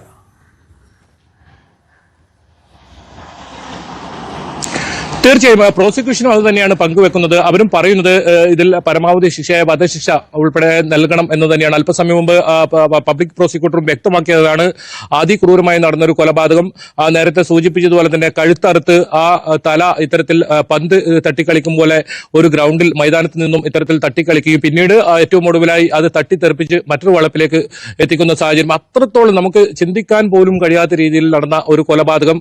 അതിൽ തെളിവുകളെല്ലാം കൃത്യമായി പോലീസ് അന്വേഷിച്ചു. ഇതിൽ എടുത്തു പറയേണ്ടത് VV മനോജ് എന്ന ബേക്കൽ DYSP ആണ്. അന്നത്തെ കുമ്പള CI VV മനോജാണ് ഇത് സംബന്ധിച്ച് അന്വേഷണം നടത്തിയതും കുറ്റപത്രം സമർപ്പിച്ചതും. വളരെ പെട്ടെന്ന് തന്നെ കുറ്റപത്രം സമർപ്പിക്കാൻ കഴിഞ്ഞെങ്കിലും ഈ കേസ് വലിയ തോതിൽ കൂടുതൽ പ്രതികൾ ഉള്ളതുകൊണ്ട് തന്നെ നീണ്ടുപോകുന്ന ഒരു സാഹചര്യം ഉണ്ടായിരുന്നു. 7 വർഷം എടുത്തു ഇതിലൊരു വിധി എന്നതിലേക്ക് എത്താൻ. എന്തായാലും ഈ അബ്ദുൾ സലാമിനെ ഇത്തരത്തിൽ നേരത്തെ ഞാൻ സൂചിപ്പിച്ചതുപോലെ തന്നെ കൊലക്കേസിലെ പ്രതിയാണ്.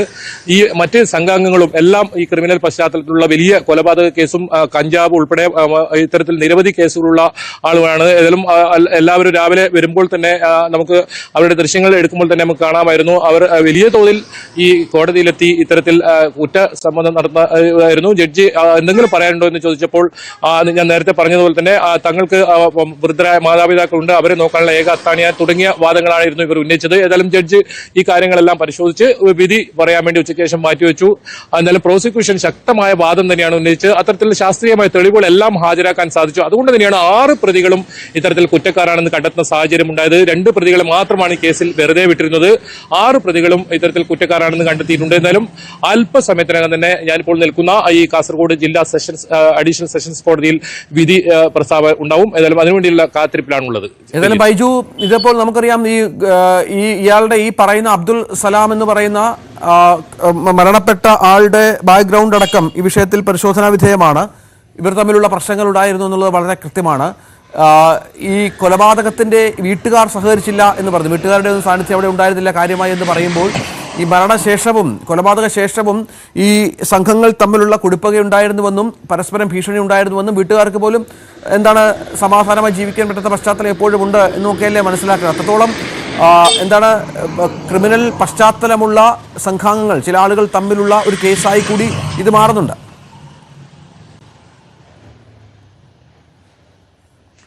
രഞ്ജിത്ത്, അത്തരത്തിലൊരു സംസാരമുണ്ട്. പക്ഷേ അതിനിടയിൽ നമുക്ക് മറ്റൊരു സംസാരമുള്ളത്, ഈ അബ്ദുൾ സലാം വലിയ തോതിൽ ക്രിമിനൽ പ്രവർത്തനം ഈ സ്ഥലത്ത് നടത്തിയിരുന്നു. 5-6 ഒരു ഗ്യാങ് ആയിരുന്നു. നിരവധി അക്രമങ്ങൾ, നേരത്തെ പറഞ്ഞ പോലെ തന്നെ കൊലപാതക കേസിൽ ഉൾപ്പെടെ പ്രതിയായിരുന്നു. വീട്ടുകാർ പോലും അദ്ദേഹത്തെ ഉപേക്ഷിച്ച ഒരു മട്ടായിരുന്നു എന്നാണ് നമുക്ക് മനസ്സിലാക്കാൻ സാധിച്ചത്. ഏതായാലും 2 തരത്തിലും പറയുന്നുണ്ട്. ഏതെങ്കിലും തരത്തിൽ ഭീഷണി കൊണ്ടാണോ അബ്ദുൾ സലാമിന്റെ ഈ കുടുംബങ്ങൾ ആരും എത്താത്തത്, അതല്ല ഇത്തരത്തിലുള്ള ഒരു വാദം കൂടി ഉന്നയിക്കുന്നുണ്ട്. ഏതായാലും അബൂബക്കർ സിദ്ദീഖിന്റെയും അതുപോലെ തന്നെ ഉമർ ഫാറൂഖിന്റെയും ഒക്കെ കുടുംബാംഗങ്ങൾ ഇവിടെ എത്തിയിട്ടുണ്ട്. അവരുടെ മാതാവ്, ഭാര്യ, കുട്ടികളൊക്കെ ഈ കോടതി പരിസരത്തുണ്ട്. അവരെല്ലാം ഈ വിധി കേൾക്കാൻ വേണ്ടി നിൽക്കുകയാണ്. എന്തായാലും അബൂബക്കർ സിദ്ദീഖും കൊലക്കേസിലെ പ്രതി തന്നെയാണ്. ഇതെല്ലാം ഒരു ക്രിമിനൽ സംഘങ്ങളാണ്. പ്രത്യേകിച്ച് മണൽ മാഫിയയാണ് ഈ പ്രദേശത്ത്. ഈ മൊഗ്രാൽ പുഴ കേന്ദ്രീകരിച്ച് നടന്ന ഈ മണൽ മാഫിയ സംഘാംഗങ്ങളാണ്. ഈ സിദ്ദീഖിന്റെ മണൽ കടത്തുമായി ബന്ധപ്പെട്ട വിവരം പോലീസിന് കൈമാറുകയും തുടർന്ന് ആ വാഹനം പിടിച്ചെടുക്കുന്ന സാഹചര്യം ഉണ്ടാകുകയും, അതുമാത്രമല്ല ഈ കൊല്ലപ്പെട്ട അബ്ദുൾ സലാം ഈ സിദ്ദീഖിന്റെ കുടുംബാംഗങ്ങളെ തോക്കു ചൂണ്ടി വീട്ടിലെത്തി ഭീഷണിപ്പെടുത്തിയെന്നാണ്. അത്തരത്തിൽ വലിയൊരു പക ഇവർ തമ്മിലുണ്ടായിരുന്നു. അതിനൊടുവിലാണ് ഈ കോംപ്രമൈസ് ടോക്ക് എന്ന രീതിയിൽ ഇവർ മൈതാനത്തേക്ക് വിളിപ്പിക്കുന്നതും പിന്നീട് ഈ കഴുത്ത് പൂർണ്ണമായും അറുത്ത് അത്തരത്തിലുള്ള ഒരു കൊലപാതകം നടത്തുകയും, നേരത്തെ പറഞ്ഞതുപോലെ തന്നെ അത്തരത്തിൽ ആ കഴുത്ത് ഇത്തരത്തിൽ പന്ത് തട്ടി കളിക്കുന്ന പോലെ കളിക്കുന്ന ഒരു സാഹചര്യം നമുക്കത് ഊഹിക്കാൻ പോലും പറ്റില്ല. ഒരു മനുഷ്യന്റെ തല ഇത്തരത്തിൽ കഴുത്തറുത്ത് അത് പന്ത് തട്ടി കളിക്കുന്ന പോലെ കളിച്ച് അവസാനം അതൊരു മറ്റൊരു വളപ്പിലേക്ക് തട്ടി തെറിപ്പിക്കുന്ന രീതിയൊക്കെ, അത്രത്തോളം ഒരു പക ഇവർ തമ്മിൽ ഉണ്ടായെന്ന് വേണം നമുക്ക് ഇതിൽ നിന്നും മനസ്സിലാക്കാൻ. എന്തായാലും ആ കേസിലാണ് എന്ത് വിധി വരും എന്ന് നമ്മളിപ്പോൾ കാത്തിരിക്കുന്നത്. അത് പരമാവധി ശിക്ഷയായ വധശിക്ഷ നൽകുമോ, അത് തന്നെയാണ് പ്രോസിക്യൂഷൻ ആവശ്യപ്പെട്ടത്. ഇത്തരത്തിൽ പല വകുപ്പുകൾ ഇതിൽ ഉൾപ്പെടുത്തിയിട്ടുണ്ട്. കൊലപാതകം കൂടാതെ ഈ മൃതദേഹത്തോടുള്ള അനാദരവ്, ഗൂഢാലോചന, അങ്ങനെ തുടങ്ങി നിരവധി കുറ്റങ്ങൾ, അതൊക്കെ പ്രോസിക്യൂഷന് തെളിയിക്കാൻ സാധിച്ചു. 6ഓളം കുറ്റങ്ങളാണ് ഇത്തരത്തിൽ പ്രോസിക്യൂഷൻ നിരത്തിയത്. ആ 6 കുറ്റങ്ങളും തെളിയിക്കാൻ സാധിച്ചു. എന്നാലും അത് ഏതൊക്കെ രീതിയിലുള്ള വകുപ്പുകൾ, ഏതൊക്കെ രീതിയിൽ ഈ വിധി സംബന്ധിച്ച് ഇനി അറിയേണ്ടതുണ്ട്. എത്രത്തോളം പിഴ ഇതിൽ ഈടാക്കുന്നത്. 1 വർഷം മാത്രമേ ഇവരൊക്കെ ഇതിൽ ഈ കുറ്റത്തിൽ തടവ് അനുഭവിച്ചുള്ളൂ. പിന്നീട് ജാമ്യത്തിൽ പുറത്തിറക്കുന്ന സാഹചര്യമാണ് ഉണ്ടായത്. അതുകൊണ്ട് തന്നെ എല്ലാവരും ഈ ഇതിൽ 1-2 കേസ് പ്രതികൾ ഒഴിച്ചാൽ അവർ കഞ്ചാവ് കേസിലൊക്കെ ഉൾപ്പെട്ടവരാണ്. നമുക്ക് ദൃശ്യങ്ങൾ കാണാം രാവിലെ പോലീസ് കൊണ്ടുവരുന്നത്. ബാക്കി എല്ലാ പ്രതികളും ജാമ്യത്തിലായിരുന്നു. പിന്നീട് ഇപ്പോൾ ഈ വിധി വരുന്ന സമയത്തായിരുന്നു ഇവരെല്ലാം വീണ്ടും അറസ്റ്റ് ചെയ്തത്. ഏതായാലും ശനിയാഴ്ചയാണ് ഈ കേസ് വിധി പറയാൻ വെച്ചിരുന്നത്. പിന്നീട് ഇന്നത്തേക്ക് മാറ്റിവെക്കുകയായിരുന്നു. രാവിലെ ഇവർക്ക് എന്തെങ്കിലും പറയാനുണ്ടോ, പ്രതികൾക്ക് എന്തെങ്കിലും പറയാനുണ്ടോ തുടങ്ങിയ കാര്യങ്ങളായിരുന്നു കോടതി പ്രധാനമായും ചോദിച്ചത്. അതുപോലെ തന്നെ പ്രോസിക്യൂഷന്റെ വാദവും ഈ പ്രതികളുടെ അഭിഭാഷകന്റെ വാദവും കേട്ടതിന് ശേഷമാണ് ഉച്ചയ്ക്ക് ശേഷം വിധി പറയാമെന്ന് പറഞ്ഞത്. ഏതായാലും കോടതി നടപടികൾ ഇപ്പോൾ ആരംഭിച്ചിരിക്കുന്നു. അല്പസമയത്തിനകം തന്നെ ഈ കേസുമായി ബന്ധപ്പെട്ടുള്ള വിധി വരുമെന്ന് പ്രതീക്ഷിക്കാം. ശക്തമായ ശിക്ഷാ നടപടികൾ ഉണ്ടാകുമെന്നുള്ള പ്രതീക്ഷയിലാണ് പ്രോസിക്യൂഷൻ ഉള്ളത്. വലിയ തോതിൽ ചർച്ച ചെയ്യപ്പെട്ട ഒരു കേസായിരുന്നു ഇത്. ഇതിന്റെ വളരെ പ്രധാനപ്പെട്ട വിധിന്യായം കാസർഗോഡ് അഡീഷണൽ സെഷൻസ് കോടതിയുടെ ഭാഗത്ത് നിന്ന് അല്പസമയത്തിനകം ഉണ്ടാകും എന്നാണ് പ്രതീക്ഷിക്കേണ്ടത്. ജില്ലാ സെഷൻസ് കോടതിയാണ് ഇതിൽ വിധി പറയുക. മറ്റൊരു വാർത്തയിലേക്ക് പോകണം. തെരഞ്ഞെടുപ്പ് മുന്നിൽ കണ്ട് തിരുവമ്പാടി ദേവസ്വത്തിന്റെ ഒത്താശയോടെയാണ് തൃശൂർ പൂരം കലക്കിയതെന്ന് ADGP MR Ajith Kumar report. ദേവസ്വത്തിലെ ചിലർ തൽപര കക്ഷികളുമായി ഗൂഢാലോചന നടത്തിയ റിപ്പോർട്ടിലുണ്ട്. സംസ്ഥാന പോലീസ് മേധാവിക്ക് സെപ്റ്റംബറിൽ സമർപ്പിച്ച റിപ്പോർട്ടിന്റെ പകർപ്പ് News 18 കിട്ടി. RSS BJP നേതാക്കളുടെ പേര് മൊഴികളായി രേഖപ്പെടുത്തിയിട്ടുണ്ടെങ്കിലും ഏത് രാഷ്ട്രീയ പാർട്ടിക്ക് വേണ്ടിയാണ് ഗൂഢാലോചന നടത്തിയത് എന്നത് റിപ്പോർട്ടിൽ പറയുന്നില്ല. VV വിനോദ് ശരിയാണ്. വിനോദ്, വളരെ പ്രധാനപ്പെട്ട ചില നിരീക്ഷണങ്ങൾ ഇതുമായി ബന്ധപ്പെട്ടുണ്ടായിട്ടുണ്ട്. ഇപ്പോൾ അജിത് കുമാറിന്റെ റിപ്പോർട്ട് എന്ന് പറയുന്നതും അതിൽ പറഞ്ഞിരിക്കുന്ന കാര്യങ്ങൾ എന്ന് പറയുന്നതും വളരെ പ്രധാനപ്പെട്ടതാണ്. തിരുവമ്പാട് ദേവസ്വത്തെ കുറ്റപ്പെടുത്തുന്ന റിപ്പോർട്ടാണ് ഇത്. ഇതെങ്ങനെയാണ് സർക്കാർ കാണുന്നത്? നേരത്തെയുള്ള അന്വേഷണ റിപ്പോർട്ടുമായി യോജിച്ചു പോകുന്ന ഒന്നാണോ ഇത്? രഞ്ജിത്ത്, തത്വത്തിൽ ഈ റിപ്പോർട്ട് സർക്കാർ തള്ളിക്കളഞ്ഞതാണ്. കാരണം ഈ റിപ്പോർട്ടിന് മുകളിലാണ് ഇപ്പോൾ DGPയുടെ അന്വേഷണം നടക്കുന്നത്. മാത്രമല്ല, സെപ്റ്റംബറിലാണ് ഈ റിപ്പോർട്ട് സമർപ്പിച്ചത്. ആ റിപ്പോർട്ട് ഇപ്പോൾ പുറത്തു വന്നു എന്നത് മാത്രമാണ്. അപ്പോഴും ചില വിവാദങ്ങൾ ഉയർന്നു വരുന്നുണ്ട്. ഈ റിപ്പോർട്ട് ഇപ്പോൾ പുറത്തു വരുന്നതിന് പിന്നിൽ CPI ഉൾപ്പെടെയുള്ളവർ സംശയിക്കുന്ന ഒരു ഗൂഢാലോചനയാണ്. പൊതുവിൽ പ്രതിപക്ഷത്തിൻ്റെ ഭാഗത്തു നിന്ന് വരുന്നത് പാർട്ടി ജില്ലാ സമ്മേളനങ്ങൾ നടക്കുന്ന സമയമാണ്. തിരുവനന്തപുരം സമ്മേളനത്തിലടക്കം ആഭ്യന്തര വകുപ്പിനും മുഖ്യമന്ത്രിക്കുമെതിരെയുള്ള കടുത്ത വിമർശനങ്ങൾ ഉയരുന്നു. കഴിഞ്ഞ ദിവസം MR അജിത് കുമാറിന് ക്ലീൻ ചിറ്റ് നൽകിയുള്ള വിജിലൻസിൻ്റെ അന്വേഷണ റിപ്പോർട്ടുമായി ബന്ധപ്പെട്ട കാര്യങ്ങൾ പുറത്തു വരുന്നു. ഇതിന് പിന്നാലെ നേരത്തെ തന്നെ സർക്കാർ തള്ളിയ റിപ്പോർട്ടാണ് ADGPയുടെ റിപ്പോർട്ട് ഉണ്ടെങ്കിൽ കൂടി അതിന് മുകളിലാണ് DGPയുടെ അന്വേഷണം പ്രഖ്യാപിച്ചത്. അതിനുശേഷം അന്തിമമായ തീരുമാനമെടുക്കാം. അങ്ങനെയാണ് നേരത്തെ CPI ഉൾപ്പെടെയുള്ള ഘടകകക്ഷികൾക്ക് CPM നൽകിയ ഉറപ്പ്. അങ്ങനെ ഒരു റിപ്പോർട്ടിൻ്റെ ഭാഗമാണ് ഇപ്പോൾ പുറത്തു വന്നിരിക്കുന്നത്. പക്ഷേ ആ റിപ്പോർട്ടിൽ പറയുന്ന കാര്യങ്ങൾ അത്യന്തം ഗൗരവമുള്ള കാര്യമാണ്. കാരണം തൃശ്ശൂർ പൂരം അലങ്കോലപ്പെടുത്തിയത് രാഷ്ട്രീയ ലക്ഷ്യം വെച്ചാണ്. അങ്ങനെ ഒരു ഗൂഢാലോചന അതിന് പിന്നിലുണ്ടായിരുന്നു എന്ന കാര്യമാണ് ഈ റിപ്പോർട്ടിൽ പറയുന്നത്. തൽപര കക്ഷികൾക്ക് വേണ്ടി ഒരു ഭാഗത്തു നിന്ന് അത്തരത്തിലുള്ള നീക്കമുണ്ടായി എന്ന് പറയുമ്പോൾ അതുണ്ടാക്കുന്ന പ്രത്യാഘാതം ചെറുതല്ല. പ്രത്യേകിച്ച് തിരുവമ്പാടി ദേവസ്വത്തിൻ്റെ പേരെടുത്ത് പറഞ്ഞാണ് ഈ ആരോപണം വരുന്നത്. തിരുവമ്പാടി ദേവസ്വത്തിലെ തന്നെ ഭരണസമിതിയിലുള്ള ആളുകളുടെ പേരുകൾ പോലും ഇതിൽ പരാമർശിക്കുന്നുണ്ട്. ഈ തിരുവമ്പാടി ദേവസ്വത്തിൻ്റെ പ്രതിനിധികൾ ഇതിനെ തള്ളിക്കൊണ്ട് രംഗത്ത് വരികയും ചെയ്തു. അവർ ഇത് അസംബന്ധം എന്ന നിലയ്ക്കാണ് അവർ ഇതിനെ വിശേഷിപ്പിക്കുന്ന റിപ്പോർട്ടിനെ. മാത്രമല്ല, CBI അന്വേഷണം ആവശ്യപ്പെടുക കൂടി ചെയ്യുന്നുണ്ട്. ആ നിലയ്ക്കാണ് തിരുവമ്പാടി ദേവസ്വത്തിൻ്റെ പ്രതികരണം ഈ വിഷയത്തിലുണ്ടായത്. സുനിൽകുമാർ പറയുന്നതാകട്ടെ അന്വേഷണം നടക്കട്ടെ എന്ന കാര്യമാണ്. അദ്ദേഹം തൃശ്ശൂരിൽ സ്ഥാനാർത്ഥിയായിരുന്നു, CPIയുടെ സ്ഥാനാർത്ഥിയായിരുന്നു. അദ്ദേഹം പറയുന്നത് അപൂർണമാണ്. അങ്ങനെ ആരെങ്കിലും ഇടപെട്ടെങ്കിൽ ആ ദേവസ്വത്തിൻ്റെ ഭാഗമായി ആരെങ്കിലും ഇടപെട്ടെങ്കിൽ അതേക്കുറിച്ച് കൂടി അന്വേഷിക്കട്ടെ, ഇനിയുള്ള തുടർന്നുള്ള അന്വേഷണങ്ങളിൽ അക്കാര്യങ്ങൾ കൂടി പരിശോധിക്കട്ടെ എന്ന കാര്യമാണ് പറയുന്നത്. ഏതായിരുന്നാലും അജിത് കുമാറിനെ സംബന്ധിച്ച് കഴിഞ്ഞ ദിവസം അനധികൃത സ്വത്ത് സമ്പാദനവുമായി ബന്ധപ്പെട്ടുള്ള പരാതിയാണ്. അതിലാണ് ക്ലീൻ ചിറ്റ് വരുന്നത്. PV അൻവർ നൽകിയ ആരോപണമാണ്.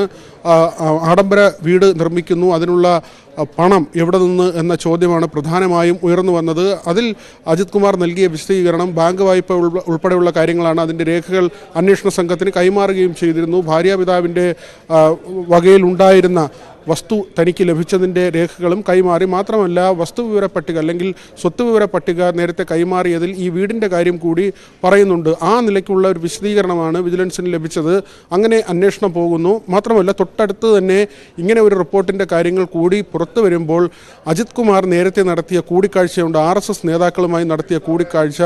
അവിടെ അജിത് കുമാർ പറഞ്ഞു വെക്കുന്ന അല്ലെങ്കിൽ ഈ റിപ്പോർട്ടിൻ്റെ ഭാഗമായി നമ്മൾ ചേർത്ത് വായിക്കുമ്പോൾ മനസ്സിലാകുന്നത് താൻ ഏതെങ്കിലും തരത്തിൽ വഴിവിട്ട പ്രവർത്തനം നടത്തിയിട്ടില്ല. തിരുവമ്പാടി ദേവസ്വത്തിൻ്റെ ഭാഗത്തു നിന്നാണ് അങ്ങനെ ഒരു അട്ടിമറി നീക്കമുണ്ടായത്. അത് ലോക്സഭാ തിരഞ്ഞെടുപ്പിൽ രാഷ്ട്രീയ നേട്ടം ഉണ്ടാക്കുന്നതിന് വേണ്ടിയുള്ള ഒരു നടപടിയായിരുന്നു എന്ന തരത്തിലാണ് ഈ റിപ്പോർട്ടിൽ പറയുന്നത്. പാർട്ടിയുടെ പേര് പറയുന്നില്ല, BJP ആണെന്നോ അല്ലെങ്കിൽ കോൺഗ്രസ് ആണെന്നോ ആ നിലയ്ക്കൊന്നും പറയുന്നില്ല.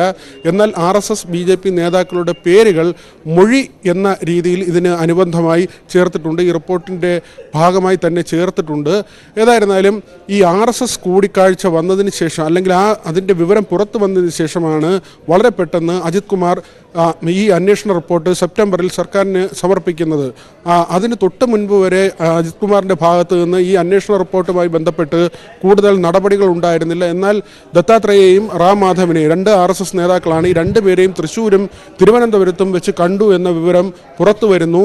ഈ കൂടിക്കാഴ്ച വലിയ വിവാദമാകുന്നു. തൃശ്ശൂരിൽ CPIക്കുണ്ടായ തോൽവി എന്നതിനപ്പുറത്തേക്ക് അവിടെ BJPക്ക് ജയിക്കാൻ കഴിഞ്ഞ സാഹചര്യം, ഇതെല്ലാം തന്നെ അജിത് കുമാറിനെ പ്രതിക്കൂട്ടിലാക്കുന്നു.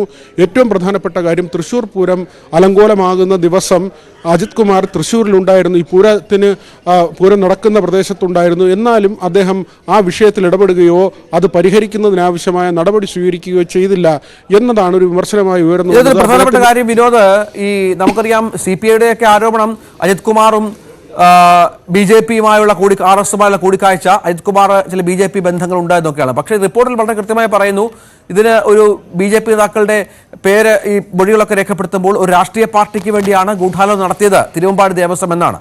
ആ തരത്തിലുള്ള എന്നത് ഏത് രാഷ്ട്രീയ പാർട്ടിയെന്ന് പേരെടുത്ത് പറയുന്നില്ല എങ്കിൽ പോലും വളരെ കൃത്യമായി തന്നെ ഇത്തരം ഒരു ആരോപണം കൂടി ഈ റിപ്പോർട്ടിൽ വരുമ്പോൾ ഒരു വല്ലാത്തൊരു കോൺട്രഡിക്ഷൻ ഉണ്ട്. കാരണം ആരോപണം അജിത് കുമാറിനെതിരെ BJP RSS ബന്ധവുമായി ബന്ധപ്പെട്ടാണ്. പക്ഷേ റിപ്പോർട്ടിൽ വളരെ കൃത്യമായി നമുക്കറിയാം ഏത് രാഷ്ട്രീയ പാർട്ടിയാണത് BJP ആണെന്നുള്ള കാര്യം എവിഡന്റ് ആണ്. അങ്ങനെ ഒരു കോൺട്രഡിക്ഷൻ കൂടി ഈ റിപ്പോർട്ടിന്റെ ഭാഗമായി ഉണ്ട്.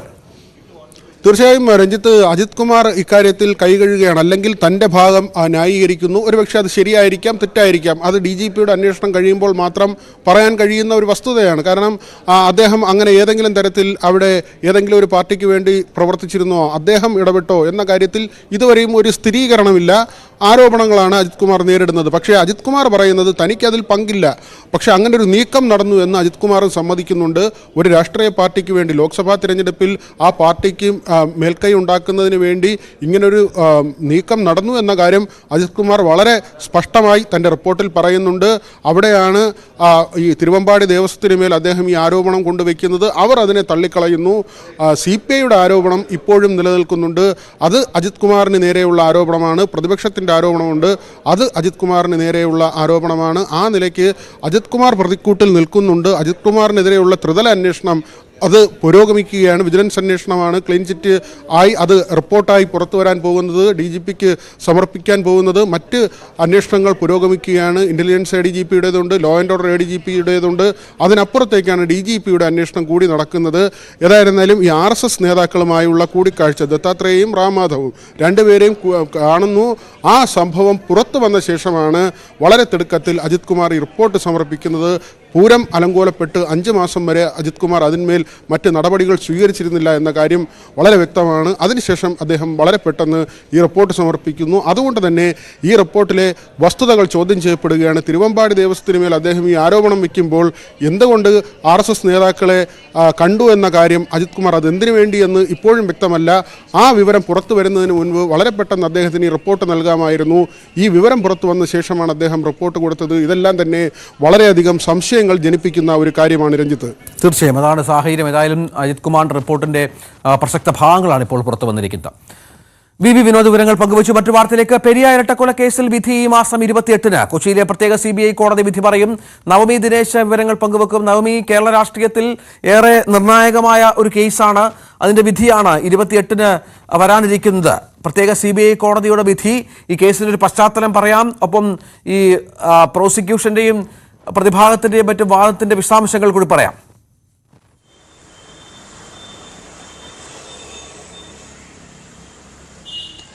രഞ്ജിത്ത് സൂചിപ്പിച്ചതുപോലെ തന്നെ കേരളത്തിന്റെ ചരിത്രത്തിൽ, രാഷ്ട്രീയ കേരളത്തിൽ തന്നെ വലിയ കോളിളക്കം സൃഷ്ടിച്ച ഒരു കൊലപാതക കേസായിരുന്നു പെരിയ ഇരട്ട കൊലപാതക കേസ്. ഇതിൽ CPM-നെ വലിയ രീതിയിൽ പ്രതിരോധത്തിൽ നിർത്തിയ CPM നേതാക്കൾ പ്രതികളായിട്ടുള്ള ഒരു കേസ് കൂടിയാണ്. അതിന്റെ വിധി 28-നായിരിക്കും പ്രഖ്യാപിക്കുക എന്നാണ് നമുക്കിപ്പോൾ ഏറ്റവും ഒടുവിലായി ലഭിക്കുന്ന വിവരം.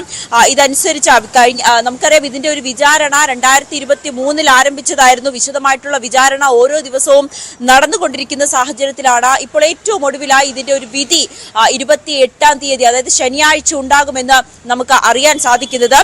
ഇതിൽ ഏറ്റവും പ്രധാനപ്പെട്ട കാര്യം മുൻ MLA-യും CPM കാസർഗോഡ് ജില്ലാ സെക്രട്ടേറിയറ്റ് അംഗവുമായ KV കുഞ്ഞിരാമൻ, കാഞ്ഞങ്ങാട് ബ്ലോക്ക് പഞ്ചായത്ത് പ്രസിഡന്റും CPM മുൻ ഉദുമ ഏരിയ സെക്രട്ടറിയുമായ K മണികണ്ഠൻ, മുൻ Periya local secretary N Balakrishnan, മുൻ പാക്കം ലോക്കൽ സെക്രട്ടറി രാഘവൻ തുടങ്ങി 24 പേരാണ് പ്രതിപട്ടികയിലുള്ളത്. തുടക്കത്തിൽ ഇതിൽ കേരള പോലീസും പിന്നീട് ക്രൈംബ്രാഞ്ചും അന്വേഷിച്ചതിലൊക്കെ തൃപ്തിയില്ല എന്ന് പറഞ്ഞുകൊണ്ട് കൃപേഷിന്റെയും ശരത്ലാലിന്റെയും മാതാപിതാക്കൾ കോടതിയെ സമീപിക്കുന്ന ഒരു സാഹചര്യം ഉണ്ടായി. ഹൈക്കോടതിയെ സമീപിക്കുന്ന സാഹചര്യം ഉണ്ടായി. ഹൈക്കോടതിയാണ് പിന്നീട് കേസ് CBIക്ക് വിടുകയും CBI കോടതിയായിരിക്കും ഇതിന്റെ വിധി പ്രസ്താവിക്കുകയും ചെയ്യുക. മുൻ ലോക്കൽ കമ്മിറ്റി അംഗം A പീതാംബരനാണ് കേസിലെ 1-ാം പ്രതി. ഇവരുൾപ്പെടെ 14 പേരെ ആയിരുന്നു ക്രൈംബ്രാഞ്ച് അന്ന് പ്രതിപട്ടികയിൽ ഉൾപ്പെടുത്തിയത്. KV കുഞ്ഞിരാമൻ ഉൾപ്പെടെ 10 പേരെ CBI ആയിരുന്നു പിന്നീട് പിന്നീട് അറസ്റ്റ് ചെയ്തത്. 2019 ഫെബ്രുവരി 17-നാണ് പെരിയയിൽ ഇരുവരും കൊല്ലപ്പെട്ടത്. ഈ അന്വേഷണത്തോട് അനുബന്ധിച്ച വലിയ രാഷ്ട്രീയ ചലനങ്ങൾ ഉണ്ടാക്കിയതാണ്. CPM-നെ വലിയ രീതിയിൽ പ്രതിക്കൂട്ടിലാക്കിയ ഒരു കേസ് കൂടിയാണ്. പിന്നീട് ഇത് വിചാരണ വേളയിലൊക്കെ ഈ പ്രതികൾക്കെതിരെ കൃത്യമായിട്ടുള്ള തെളിവുകളുണ്ട്. ഗൂഢാലോചന അടക്കമുള്ള ഡിജിറ്റൽ തെളിവുകൾ, ഗൂഢാലോചന അടക്കമുള്ള കൃത്യമായിട്ടുള്ള തെളിവുകൾ ഈ വിചാരണ വേളയിൽ പ്രോസിക്യൂഷന് ഹാജരാക്കാൻ കഴിഞ്ഞിരുന്നു. ഇതിന് ഒടുവിലാണ് ഈ വിശദമായിട്ടുള്ള ഒരു വിചാരണ കഴിഞ്ഞതിനൊടുവിലാണ് ഇപ്പോൾ വിധി പറയുന്നതിനു വേണ്ടി 28-ാം തീയതിയിലേക്ക് തീരുമാനിച്ചിരിക്കുന്നത്. അതാണ് പ്രധാനപ്പെട്ട കാര്യം. നവമി ദിനേശാണ് വിവരങ്ങൾ പങ്കുവച്ചുകൊണ്ടിരിക്കുന്നത്. ഏതായാലും പെരിയ ഇരട്ടക്കൊല കേസുമായി ബന്ധപ്പെട്ട് 28-ാം തീയതിയാണ് ഇതുമായി ബന്ധപ്പെട്ട വിധി പറയുക എന്നുള്ളതാണ് ഏറ്റവും നിർണായകമായ കാര്യം. ഇത് കൊച്ചിയിലെ പ്രത്യേക CBI കോടതിയാണ് വിധി പറയുക. നമുക്കറിയാം കോടതിയിൽ ഈ വിഷയത്തിൽ തെളിവുകൾ കൃത്യമായി തന്നെ ഹാജരാക്കാൻ പ്രോസിക്യൂഷന് കഴിഞ്ഞിട്ടുണ്ട് എന്നുള്ളതാണ്. വലിയ ശക്തമായ വാദഗതികൾ നടന്ന പശ്ചാത്തലം കൂടിയുണ്ട് നവമി. ഇതിൻ്റെയൊക്കെ അടിസ്ഥാനത്തിൽ പ്രോസിക്യൂഷൻ്റെ ഒരു ആത്മവിശ്വാസം എന്താണ്? ഈ പ്രോസിക്യൂഷൻ അഭിഭാഷകനുമായൊക്കെ സംസാരിക്കാൻ സാധിച്ചിരുന്നോ? അത്തരം വിവരങ്ങൾ എന്തെങ്കിലും ഉണ്ടോ?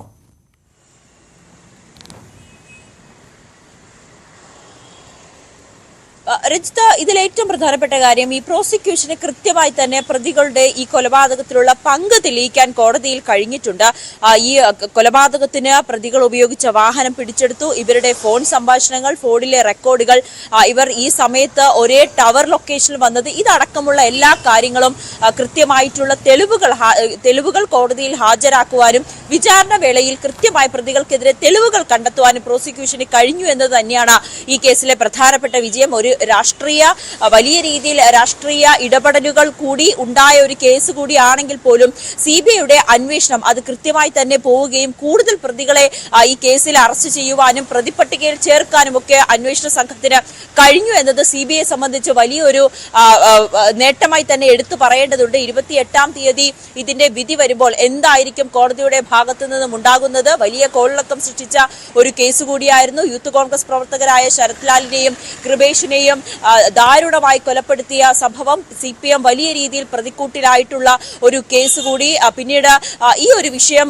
മുന്നിൽ നിൽക്കുമ്പോൾ കൃത്യമായിട്ടുള്ള വിചാരണ വേളയിലൊക്കെ പ്രോസിക്യൂഷന് തെളിവുകളടക്കം ഹാജരാക്കാൻ കഴിഞ്ഞു. പ്രതികൾക്കെതിരെ കുറ്റങ്ങൾ കൃത്യമായി തന്നെ തെളിയിക്കാനും കഴിഞ്ഞിട്ടുണ്ട്. പക്ഷെ കോടതി വിധി വരുമ്പോൾ എന്തായിരിക്കും പ്രതികൾക്ക് മേൽ ചുമത്തുന്നത് എന്നതാണ് ഇനി ഏറ്റവും ഉറ്റുനോക്കേണ്ട കാര്യം. എന്തായാലും ഇവർ ഉപയോഗിച്ച വാഹനങ്ങൾ അടക്കം പിടിച്ചെടുത്ത് കോടതിക്ക് മുന്നിൽ സമർപ്പിക്കുവാനും തെളിവുകൾ കൃത്യമായി തന്നെ ശേഖരിക്കുവാനും അടച്ച ഒരു അന്വേഷണം തന്നെയായിരുന്നു CBI-യുടെ ഭാഗത്തു നിന്നും ഉണ്ടായത്. എന്തായാലും പ്രോസിക്യൂഷന്റെ ഭാഗത്തു നിന്നും ഇപ്പോഴും നമുക്ക് പ്രതികരണങ്ങളൊന്നും ലഭ്യമായിട്ടില്ല. വരും മണിക്കൂറിൽ ഇതുമായി ബന്ധപ്പെട്ട പ്രതികരണം ലഭിക്കുമെന്നാണ് പ്രതീക്ഷിക്കുന്നത്. രഞ്ജിത്ത്, ഏതായാലും പെരിയ ഇരട്ടക്കൊലക്കേസിൽ 28-ാം തീയതി വിധി ഉണ്ടാകുമെന്നുള്ളതാണ് ഇപ്പോൾ പുറത്തുവരുന്ന ഏറ്റവും പ്രധാനപ്പെട്ട വിവരം.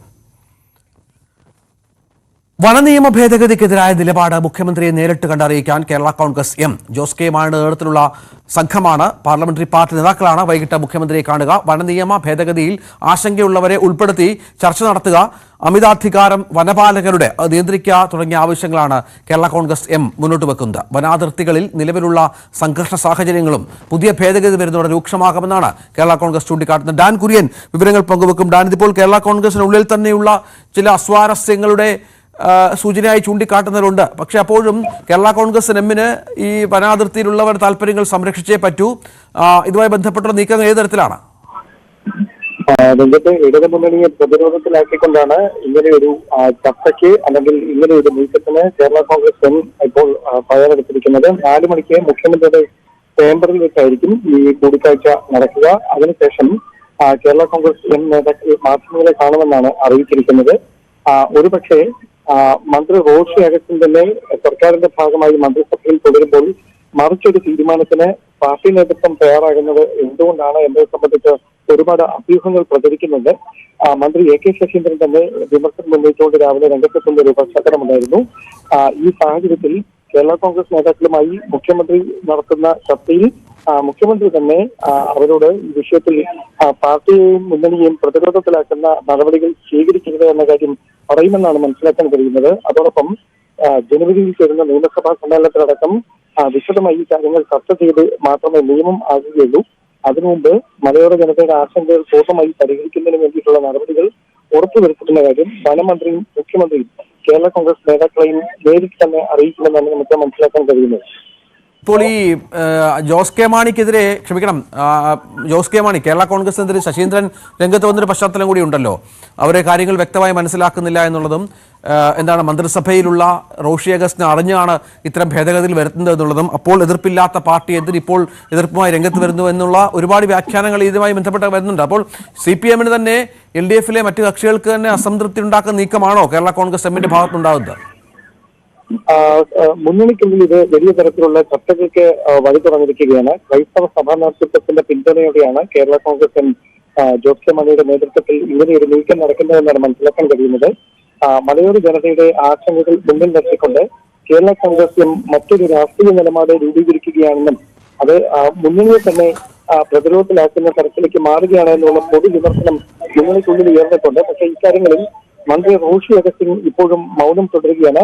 അദ്ദേഹത്തിന്റെ നിലപാടായിരിക്കും ഒരുപക്ഷെ ഇത് ഏറ്റവും കൂടുതൽ ഇതിൽ ശ്രദ്ധേയമായി മാറുക. കാരണം സർക്കാർ ഒരുമിച്ചെടുക്കുന്ന ഒരു തീരുമാനത്തിൽ സർക്കാരിന്റെ ഭാഗമായിട്ടുള്ള ഒരു മന്ത്രിയുടെ പാർട്ടി വ്യത്യസ്തമായ ഒരു നിലപാടുമായി രംഗത്തെത്തുമ്പോൾ പ്രതിപക്ഷം ഉയർത്തുന്ന വിമർശനങ്ങൾക്ക് ആക്കം കൂട്ടുന്ന തരത്തിലേക്ക് കാര്യങ്ങൾ മാറുകയാണ് എന്നൊരു പൊതു വിമർശനമാണ് മുന്നണിക്കുള്ളിൽ നിന്ന് മുന്നിൽ വരുന്നത്. അതാണ് സാഹചര്യം. ഏതായാലും ഇന്ന് അല്പസമയത്തിനകം മുഖ്യമന്ത്രിയെ കാണാനായി കേരള കോൺഗ്രസ് എമ്മിന്റെ പാർലമെന്ററി പാർട്ടി യോഗം തീരുമാനിക്കുകയും പാർലമെന്ററി പാർട്ടി നേതാക്കൾ ജോസ് കെ മാണിയുടെ നേതൃത്വത്തിൽ അവിടേക്ക് എത്തി മുഖ്യമന്ത്രിയെ കാണുകയും ചെയ്യും. കാരണം മലയോര മേഖലയിലെ ആളുകളുടെ താല്പര്യങ്ങൾ സംരക്ഷിക്കുക എന്നുള്ളത് ഈ മലയോര പാർട്ടി എന്ന രീതിയിൽ കേരള കോൺഗ്രസ് എമ്മിന് പ്രധാനപ്പെട്ട ഒന്നാണ് എന്നുള്ളതാണ് ഏറ്റവും. ഇതിൽ റോഷി അഗസ്റ്റിന്റെ നിലപാട് കൂടി മനസ്സിലാക്കിയിട്ടുണ്ടോ? റോഷി ഉണ്ടാകുമോ ഈ സംഘത്തിനൊപ്പം? ഡാൻ,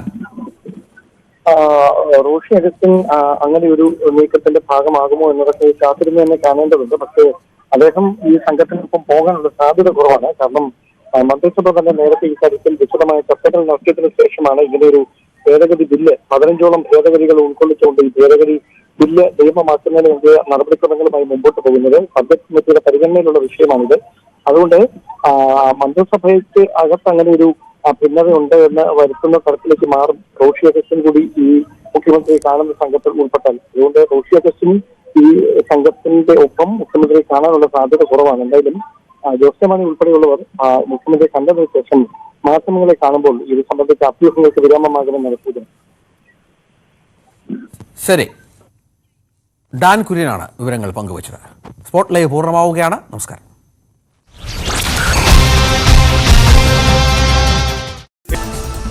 തെരഞ്ഞെടുപ്പ് മുന്നിൽ കണ്ട് തിരുവമ്പാടി ദേവസ്വത്തിന്റെ ഒത്താശയോടെയാണ് തൃശൂർ പൂരം കലക്കിയതെന്ന് ADGP MR അജിത് കുമാറിന്റെ റിപ്പോർട്ട്. ദേവസ്വത്തിലെ ചിലർ തൽപര കക്ഷികളുമായി ഗൂഢാലോചന നടത്തിയെന്ന് റിപ്പോർട്ടിൽ പരാമർശം. സംസ്ഥാന പോലീസ് മേധാവിക്ക് സെപ്റ്റംബറിൽ സമർപ്പിച്ച റിപ്പോർട്ടിന്റെ പകർപ്പ് ന്യൂസ്